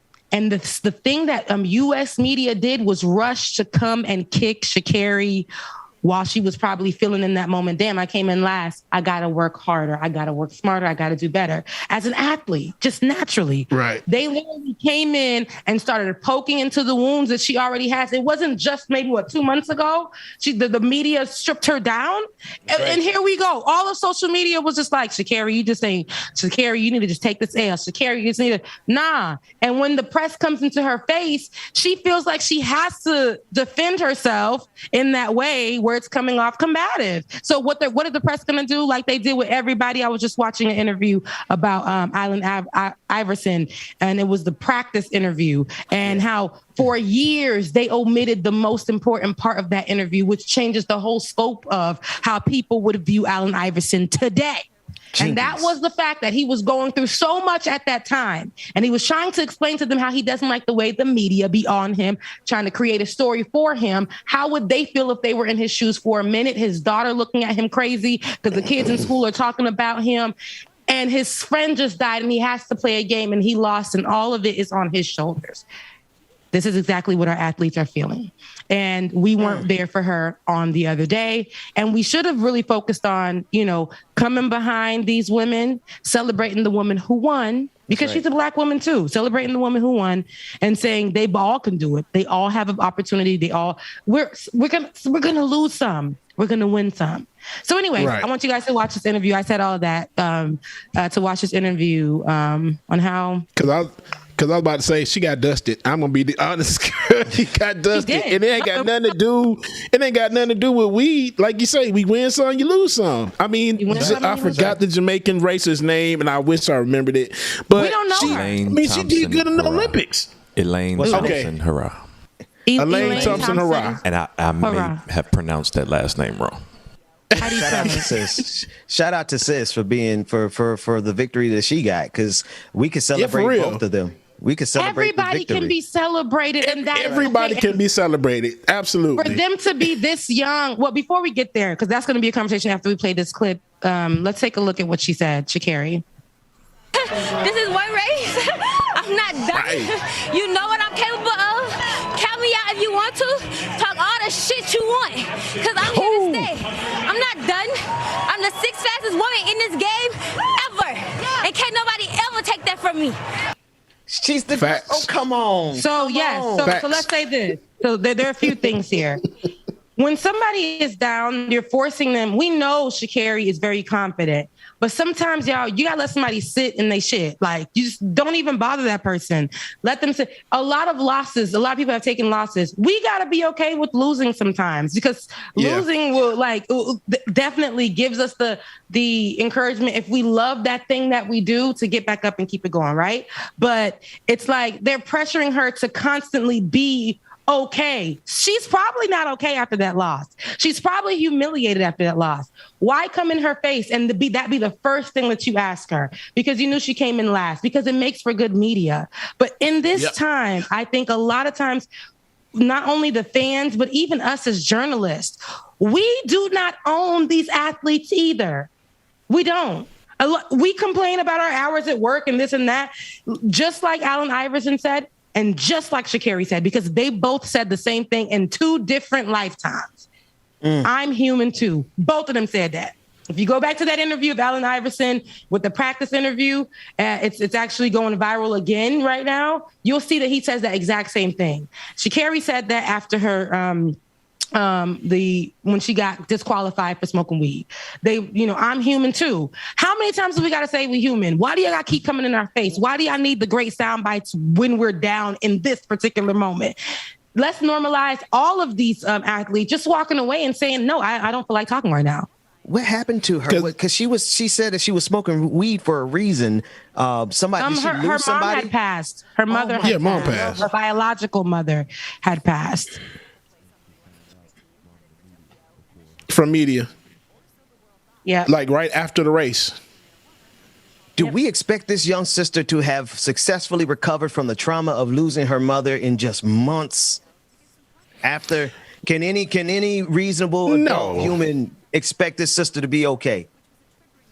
Hell no. But at the end of the day, what it comes down to is a lot of these sports ball watchers, like a lot of these sports ball watchers, they think that they own these players. No, she's not going to be okay. But running, probably 9 times out of 10, more than likely, running is something that's going to take her mind off of it and have her focus and give her something else to think about besides being focused on losing the death of her mom. I know her grandmother raised her, but her and her mom had just started getting back close, if I'm not mistaken. And they just started getting back in each other's lives. So once again, here comes the media effing stuff up. Always. Controlling. And the way they went at that sister after that race this over the weekend is like, why didn't y'all go talk to the first place winner, the person that won the race? Instead, you go talk to Sha'Carri because all this extra stuff that's going on. It's BS. That was my argument the whole time. I get it. Sha'Carri is a topic, but I feel like as media is starting to progress, there are things that we don't always have to stand by, and we can go with our own integrity as journalists. There's no more having to force yourself to get the story, go home at night and know that you got awarded while you stepped on somebody while they were down. That's not what we're doing. Okay. Right. So the woman who did win, I would have loved. Elaine, you said Thompson, hurrah. Yes. I would have loved to actually hear her say, and maybe if they started with her, how good sportsmanship looks like. Like, Sha'Carri lost, but this is one girl that the world has been talking about. She's fast. She's great. Can't wait to see her in the next race or something that's, coming up. I'm sure that next year, I'm pretty sure that could have been the conversation. But the way that the media moves, especially because 2 Black girls can never be at the top at the same time. They can't. No, they can never be at the top at the same time, because if we have a Black woman in the world that's dominating a particular part of sports, she has to be confident and she has to be placing the other person down, and the other person has to be, they create that environment like it's a damn Black reality show, Real Housewives of freaking Love and hip hop of sports. Of the Olympics, yeah. So. And if you roll that other the B-roll, the other footage from her interview, you'll see I keep forgetting her name, Elaine. Mm-hmm. Yeah, Elaine. peeking her head you'll around see the corner, Elaine even walk past, and even still the interviewer didn't say, okay, like, you would rather go to the person that won. I mean, I just don't get it. I don't understand it. But listen, Bubba. Here's the reason. First of all, we're all naive, and if we don't believe that there's 2 edges to the sword known as media. There's that edge that props you up and gives you that, and then there's that edge that'll cut you. Absolutely.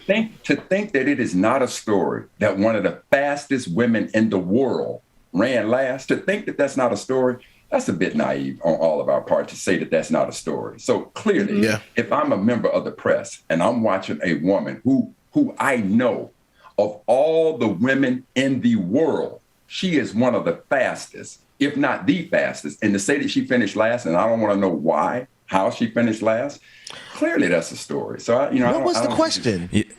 I'm curious. What was the question that the journalist asked her here?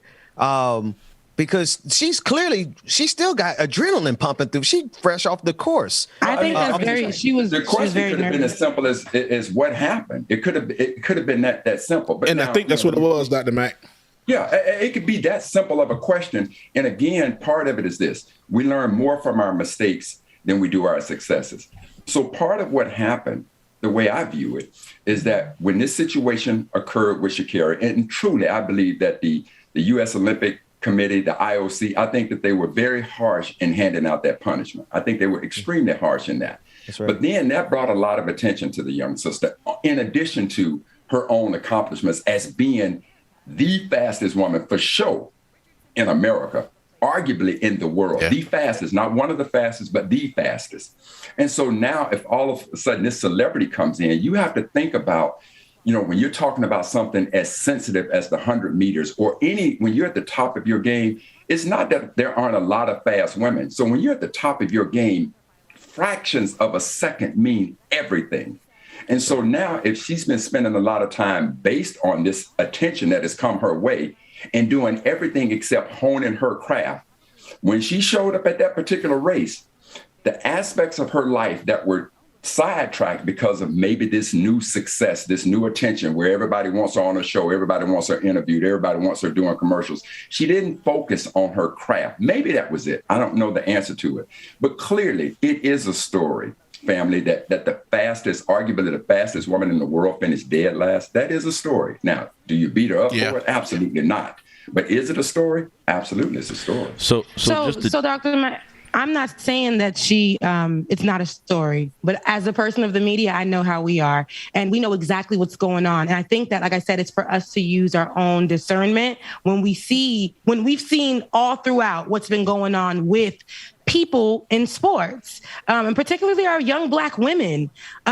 What we've been doing as press has been attacking. It doesn't matter in how we say it or how we ask it. We know in that particular moment what we're looking for, what we're trying to gain. And as the fastest woman in the world, what we saw, we know, we've heard, we said, even what she said in that particular interview, we've heard her say before. And that particular moment, it wasn't even a time for her to just walk away, deal with it, or celebrate what we know happened. There's another person who won.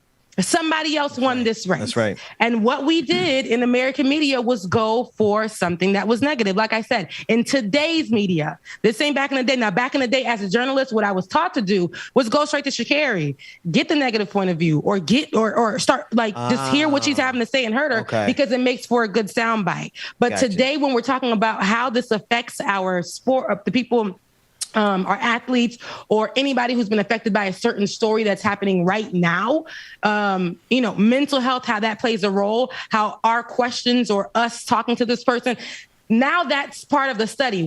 My studies from when I first got into journalism to most recently, it's been different. We talk about that now. That's an aspect that you learn in school now, right? You know better, do better. It's like we know better. There are ways that we can go around this. What's the important part of the story? And I know that Sha'Carri being in this race and making it last, that is a story, but there's always an angle to a story. There's ways around how we can focus on this. The true story here was that somebody came in first.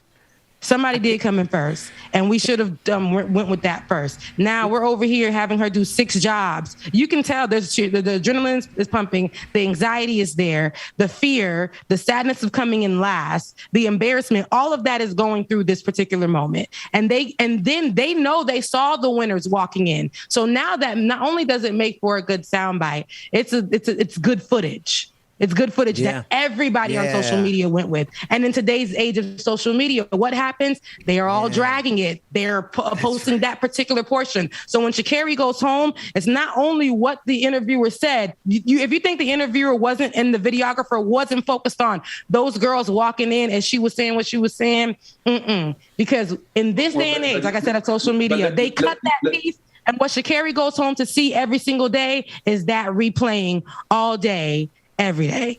And let that be the fuel. Let that be the fuel for it. But, given that you all in Atlanta, let me say this. We've seen this play out before in the media. And again, it is, to me, I would look at it as a bigger story that the fastest woman in the world finished dead last to people that normally she just absolutely blows the doors off. But now let's go back to the Super Bowl when Atlanta was playing New England. Come on. You so petty. Up by 90,000 points. Oh, you so petty.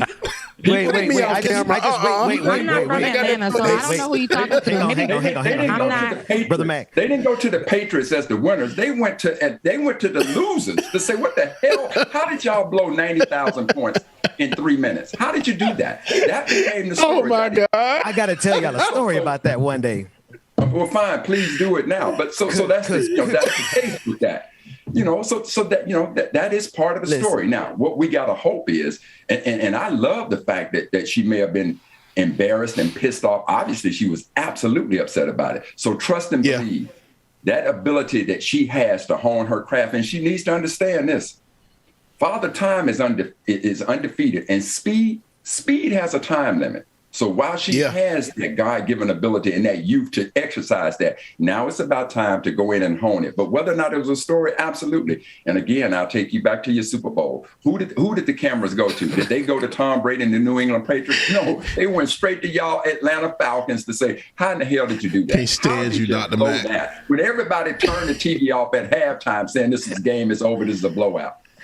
Did real quick before Dwayne get in there. Let Dwayne get in there. Before y'all move on from this, I think it's appropriate to hold the media accountable, but we also got to hold our people accountable because the media wasn't the only one shitting on her after coming in last. It was a lot of us out there dragging her, and the media wouldn't do it if it wasn't proven that these are the stories that people are going to pick up on and it's going to catch traction. So we got to hold ourselves accountable.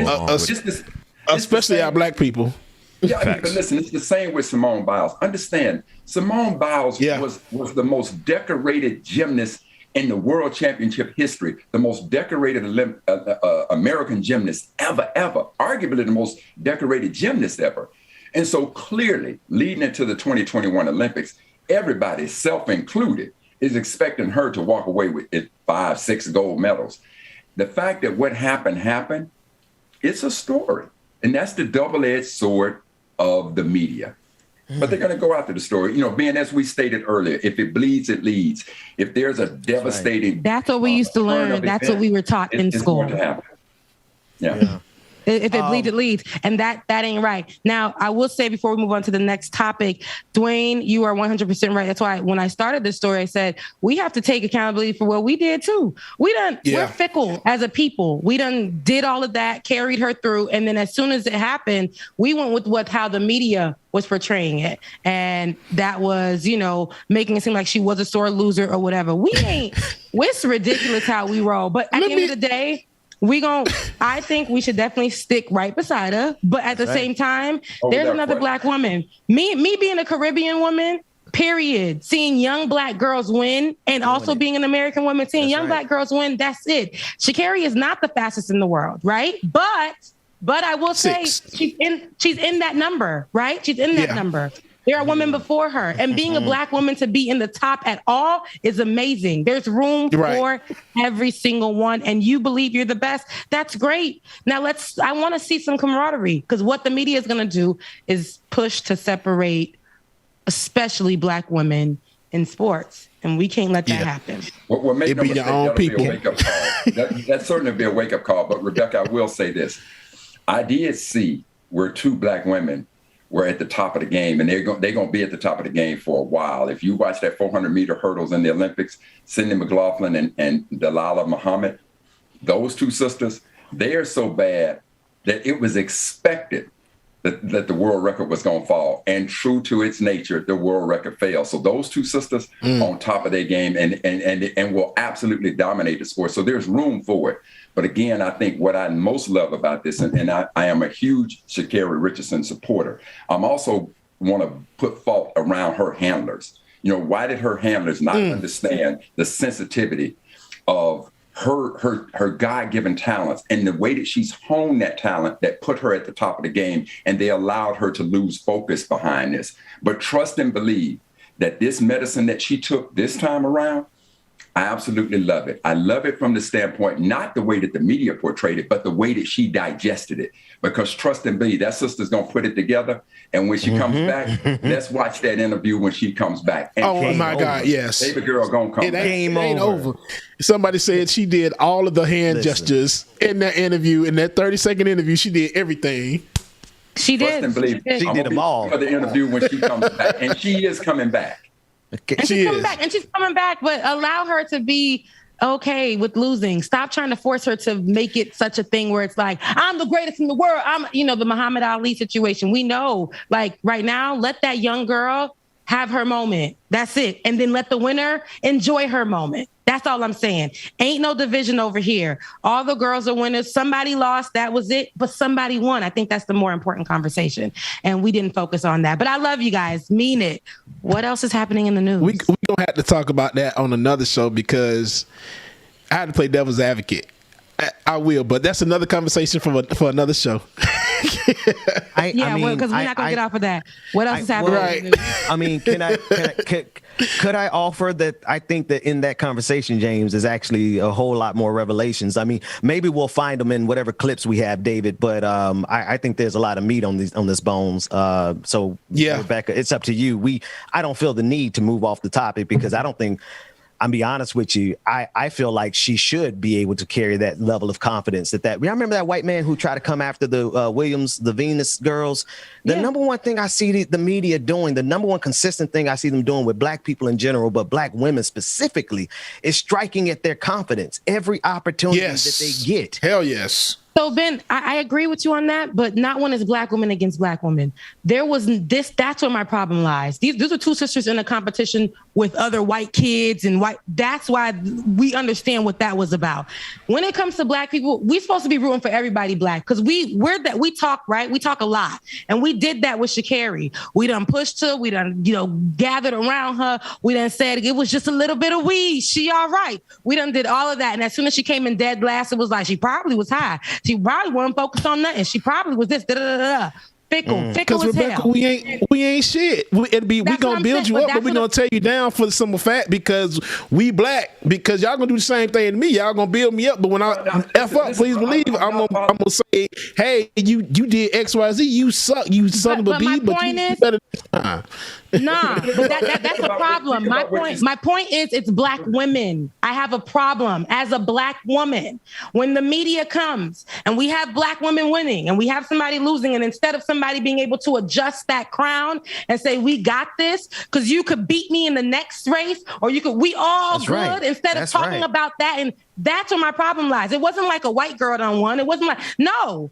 If we're going to gather around each other as black women, I hate to be in the room because I'm always the one in the room, no matter what, where they're trying to put me up against the next black journalist. That's a female because we're in the same space. They're trying to see who can have the better story and lead it better. Every single week it's a competition. I was in that space. It's not okay. But Rebecca, listen, you said about the Allen Iverson interview, they didn't show the whole clip. So if the question was, now it's not that she lost the race. It's not like she came in second and then this became a big, she came in dead last. That's why it's a story. But the other part is, if knowing the whole story, and before we start jumping all over the media, the media certainly has its place of blame. But what if what if they showed you an interview that said, let's hear exactly what the interviewer, the reporter asked her. If he simply said, Sha'Carri, what happened? And then she came with this type of response, then she made the story even bigger than the fact that it was huge already. Not that she lost, but that she came in dead last. Sha'Carri, what happened? You saw that girl came in last. You saw that she lost. And after she done fresh off you don't think that that's you don't think that that's a story? That's not what I'm saying. How did Atlanta blow a 90,000 point lead in the Super Bowl? That's not a story. That is not what I'm saying. Because we can go back to what 10 minutes ago, I'm still going to stick right beside what I said. As a journalist, we seeing that girl come off of the court, come off of the track, knowing that she came in dead last, knowing, because as a journalist, you should know, she done went through whatever she went through in the last 2 months, knowing how all of these athletes are talking about the stress of their mental health that we are, as journalists, are adding to them, knowing all of that. No, there will be no way. Let that girl pass on by. Let her go to her coach. Let her have that conversation. And then we'll have that conversation. But right now I'm going to focus on the woman who won. I'm going to focus because she's walking by. I'm going to wait and I'm going to have that conversation with her. Sha'Carri, what happened? We saw her come in dead last. We seen it. We seen it. I absolutely want to ask Atlanta. And like I said, 90,000 and like I said, as a journalist, right? Asking that question, I know my intentions, right? Good soundbite. I don't care if it's hurting you. I don't care. Good soundbite. I saw what happened. I do want to hear it from your point of view because it does make for a good soundbite and it helps people understand. But in this particular moment, I know that you're probably really hurt. I know that you're probably really sad. I saw you lose. I saw that you came in last. Even though all the confidence that you had 2 months ago, how we were all building you up, all of that.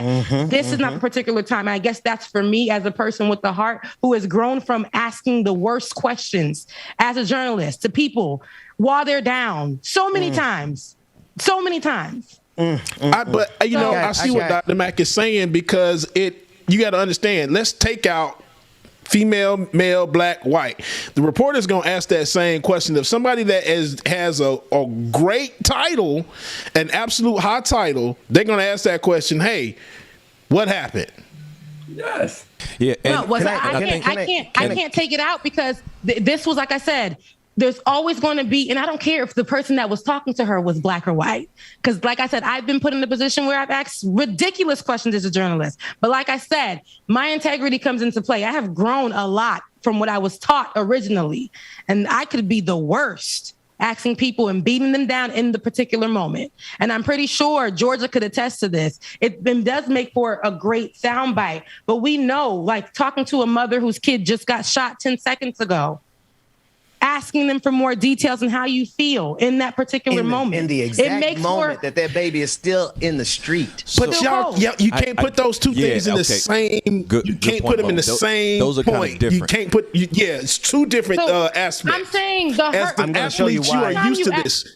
No, listen. As an athlete, you are built for this. This is what you were trained for. Here's my wrap up of all of this, and we're going to move on because we're all going to have separate opinions on this.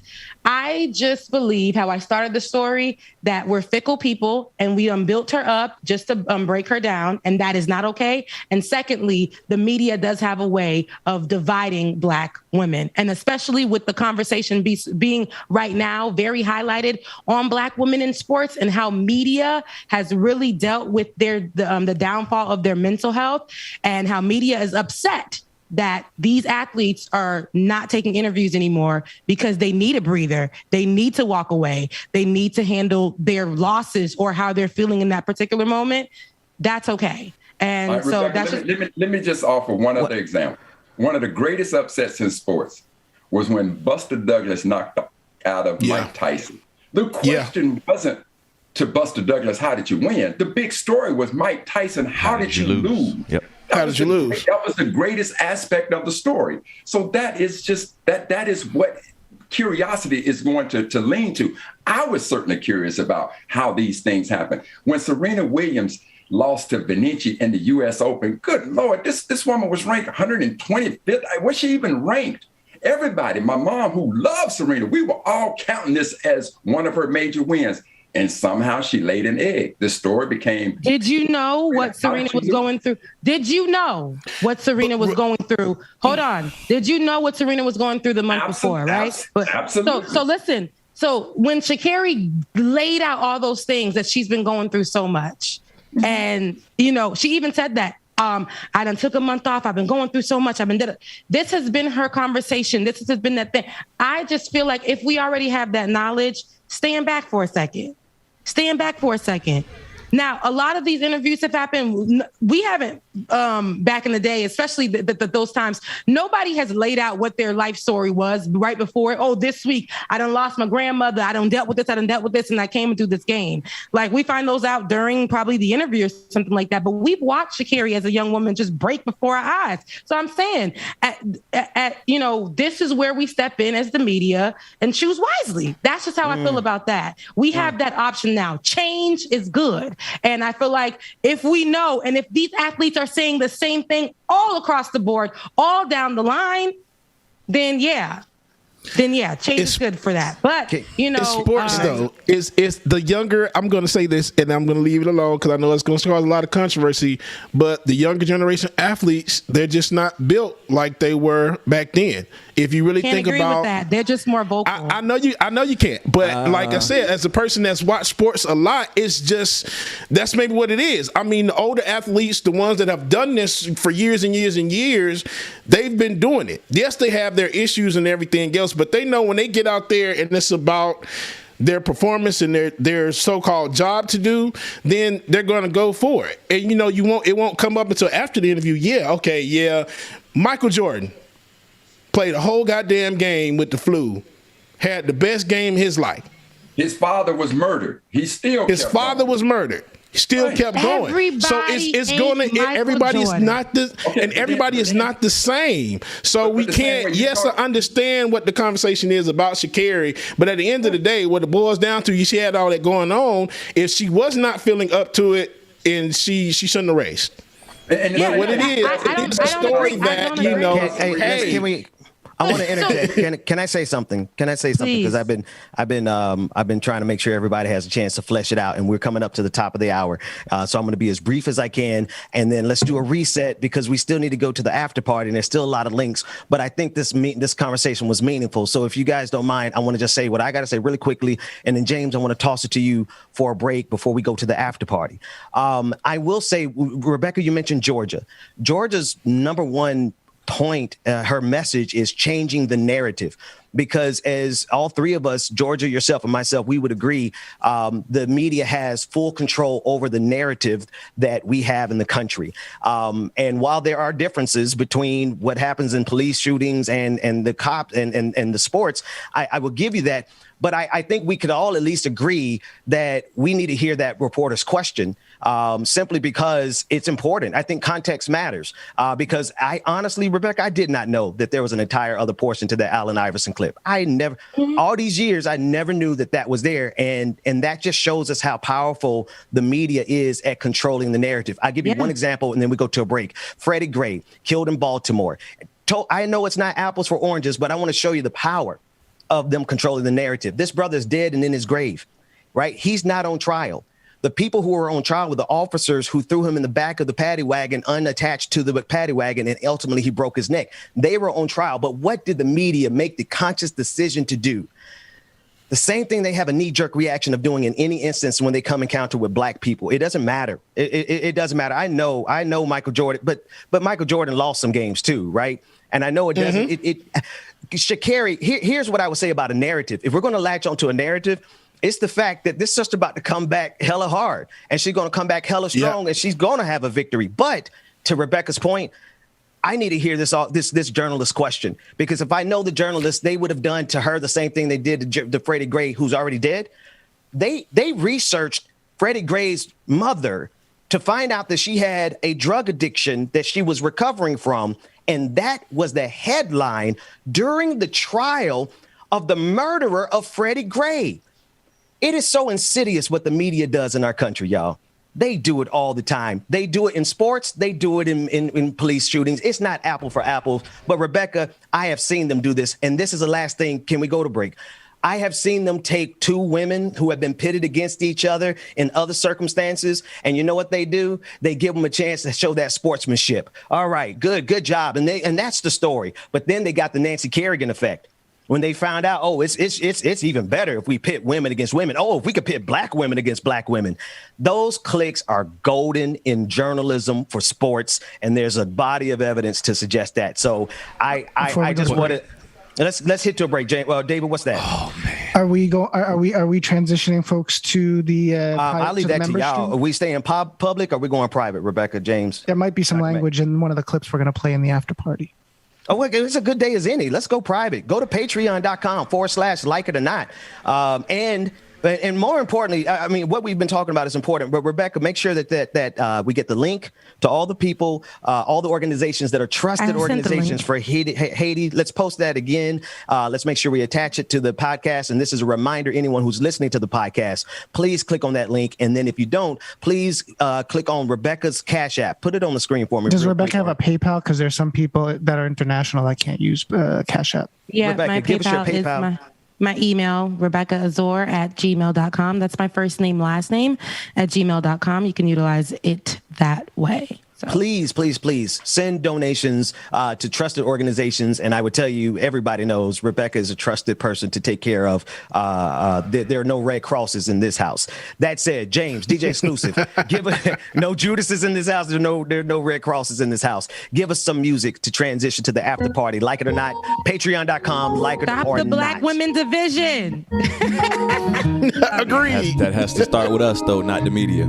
That has to start with us, okay? Ooh, you said a word there, Brother Dwayne. Tell me y'all make some money right now.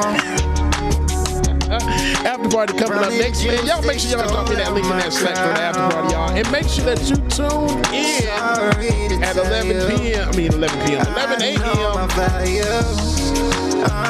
Eastern time. 11 a.m. Central Eastern. 11 a.m. Eastern time.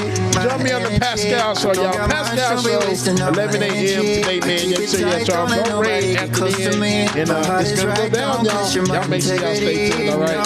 I thought we would be just fine, and I thought your heart was like mine, but let me find out you've been going around throwing shots, running plots. Come on, man, trying to block my blessings, but no need for comparison. Happy Monday, everybody. Happy Monday. Make sure that you have the best Monday there absolutely is to have, and we will see y'all soon. After party starting up next, man. Make sure you stay tuned. But pay me what you owe me for, I make what you've been saying. Justice, good morning, Justice. True. Tell them I need my money right now. Brought me the juice, they stole out my crown. Sorry, hell yes. I know my value. I'm gonna recoup.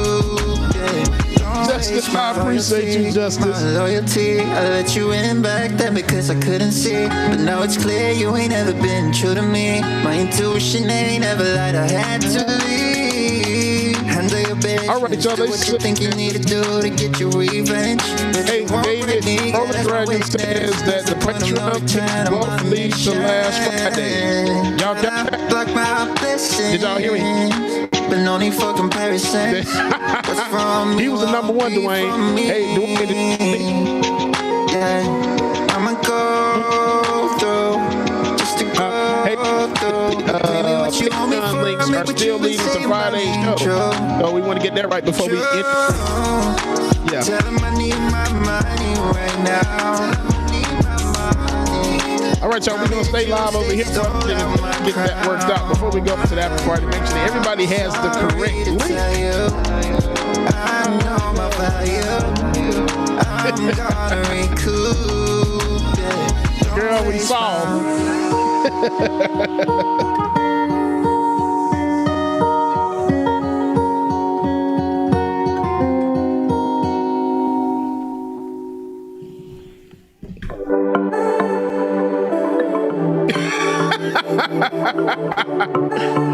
Rebecca is a trip.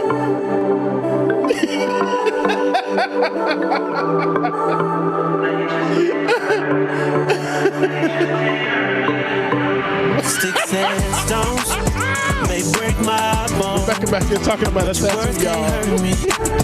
No, you just can't hurt me. No, I ain't been right. More than I've been wrong. And it still can't hurt me. All right, y'all stay live. Stay on this link for the time being until I get the okay that the after party link is working. I mean, y'all wouldn't know. I think me and Pascal having a joke off today, a dad joke off. So y'all make sure y'all listen. I got some Pascal. He think he's sick. I got you, brother. I got you. Know a great that's when everybody tell me, man, life ain't a beach, it's a female dog. I'm staying 10 toes down, though I still might fall. Oh yeah, now I done came through, knocking bitches off you walls. Loving people who persecute you, it's still a tough life. On my path and the lamp under my feet. I know my faith strong, but my flesh still kinda weak. When that victory be looking like the verge. How did Harry Potter get down the hill? Walking. Just kidding, rolling. Defeat, and I feel that disrespect. Help me turn my other cheek and say sticks and stones may break my bone, but your words can't hurt me. No, you just can't hurt me. No, all right, y'all. Welcome back to the right. More than I've been wrong, and it still can't. Sound like Rebecca ain't ready yet? No, it just can't hurt me. No. Is Rebecca ever ready? Okay, here we go. No, you just can't. All right, y'all. Welcome back, Rebecca and Dr. Mac. No. Okay.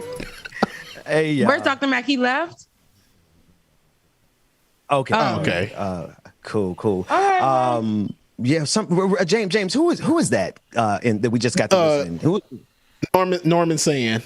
All right, the new link is up. What is the new link is up for the patrons? Go to patreon.com/like-it-or-not/ the BPD show and get the link to join us in the patron after party. There's something they keep saying something about 10 toes deep. I'm hearing that in everybody's rap now. 10 toes down. 10 toes down. 10 toes down. It's either 10 toes down, made it out the mud, or you came from the trenches. Yeah, come on now, it's straight Florida. That's the new. Yeah, 10 toes down has been in a lot of people's music. Lingo song for a few years. Yeah, Migos, right? Many years. They got it. You got go back to the Texas rap years. with Zero and all, man. I like the way Light 'Em Up, Tilden Park used it. Like he said, I'm a sync with the earth, I'm aligned with the stars, 10 toes down. I'm like, all right, brother. Anyway, great music. I have a question. Been so old. 10 toes down. Have y'all seen firm? Have y'all seen my word? Right.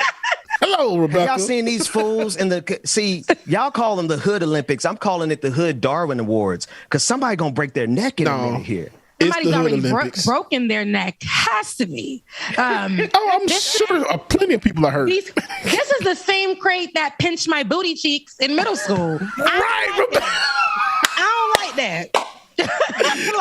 I don't like that. Hey man, when I tell you, we can tell people sick of being in the house. Like, first of all, where the hell they get all these damn milk crates from? Exactly. All of a sudden, they know exactly where to get it from. They're going to those warehouses and they're going in and they're grabbing those crates that have been sitting there. Nobody utilized them. So what were we using them for in middle school? I really don't. Carry all the milk. It was the milk. It was carry the milk cartons. All the milk was stored in the kitchen. In those small ass freaking school lunch kitchens. That's where the milk was stored. Run the B-roll so people can know what we're talking about. The Hood Olympics is like, I don't know, man. I've seen a couple where I just know the person, it was deceased after they fell down off of it. It's just something I don't know. There it is. It's really giving me the cringe effect. Like I don't have it to really watch because I'm like, look, here goes me as an auntie. The corners of those things are sharp. Oh my God, are they? Oh, like I told you, if there's like a crack in it, like I sat on one and it grabbed my little cheek, probably still got a scar to this day. That is not okay. You sit on two of them? Yes. If your foot goes through that. Rebecca, your butt cheek being clenched between the two of them is the least of worries for men. I would like to say, though, why is grandmother up there? No, that's an auntie. That's an auntie wig. Oh, bless the name of Jesus. And, they're doing this at so many different levels.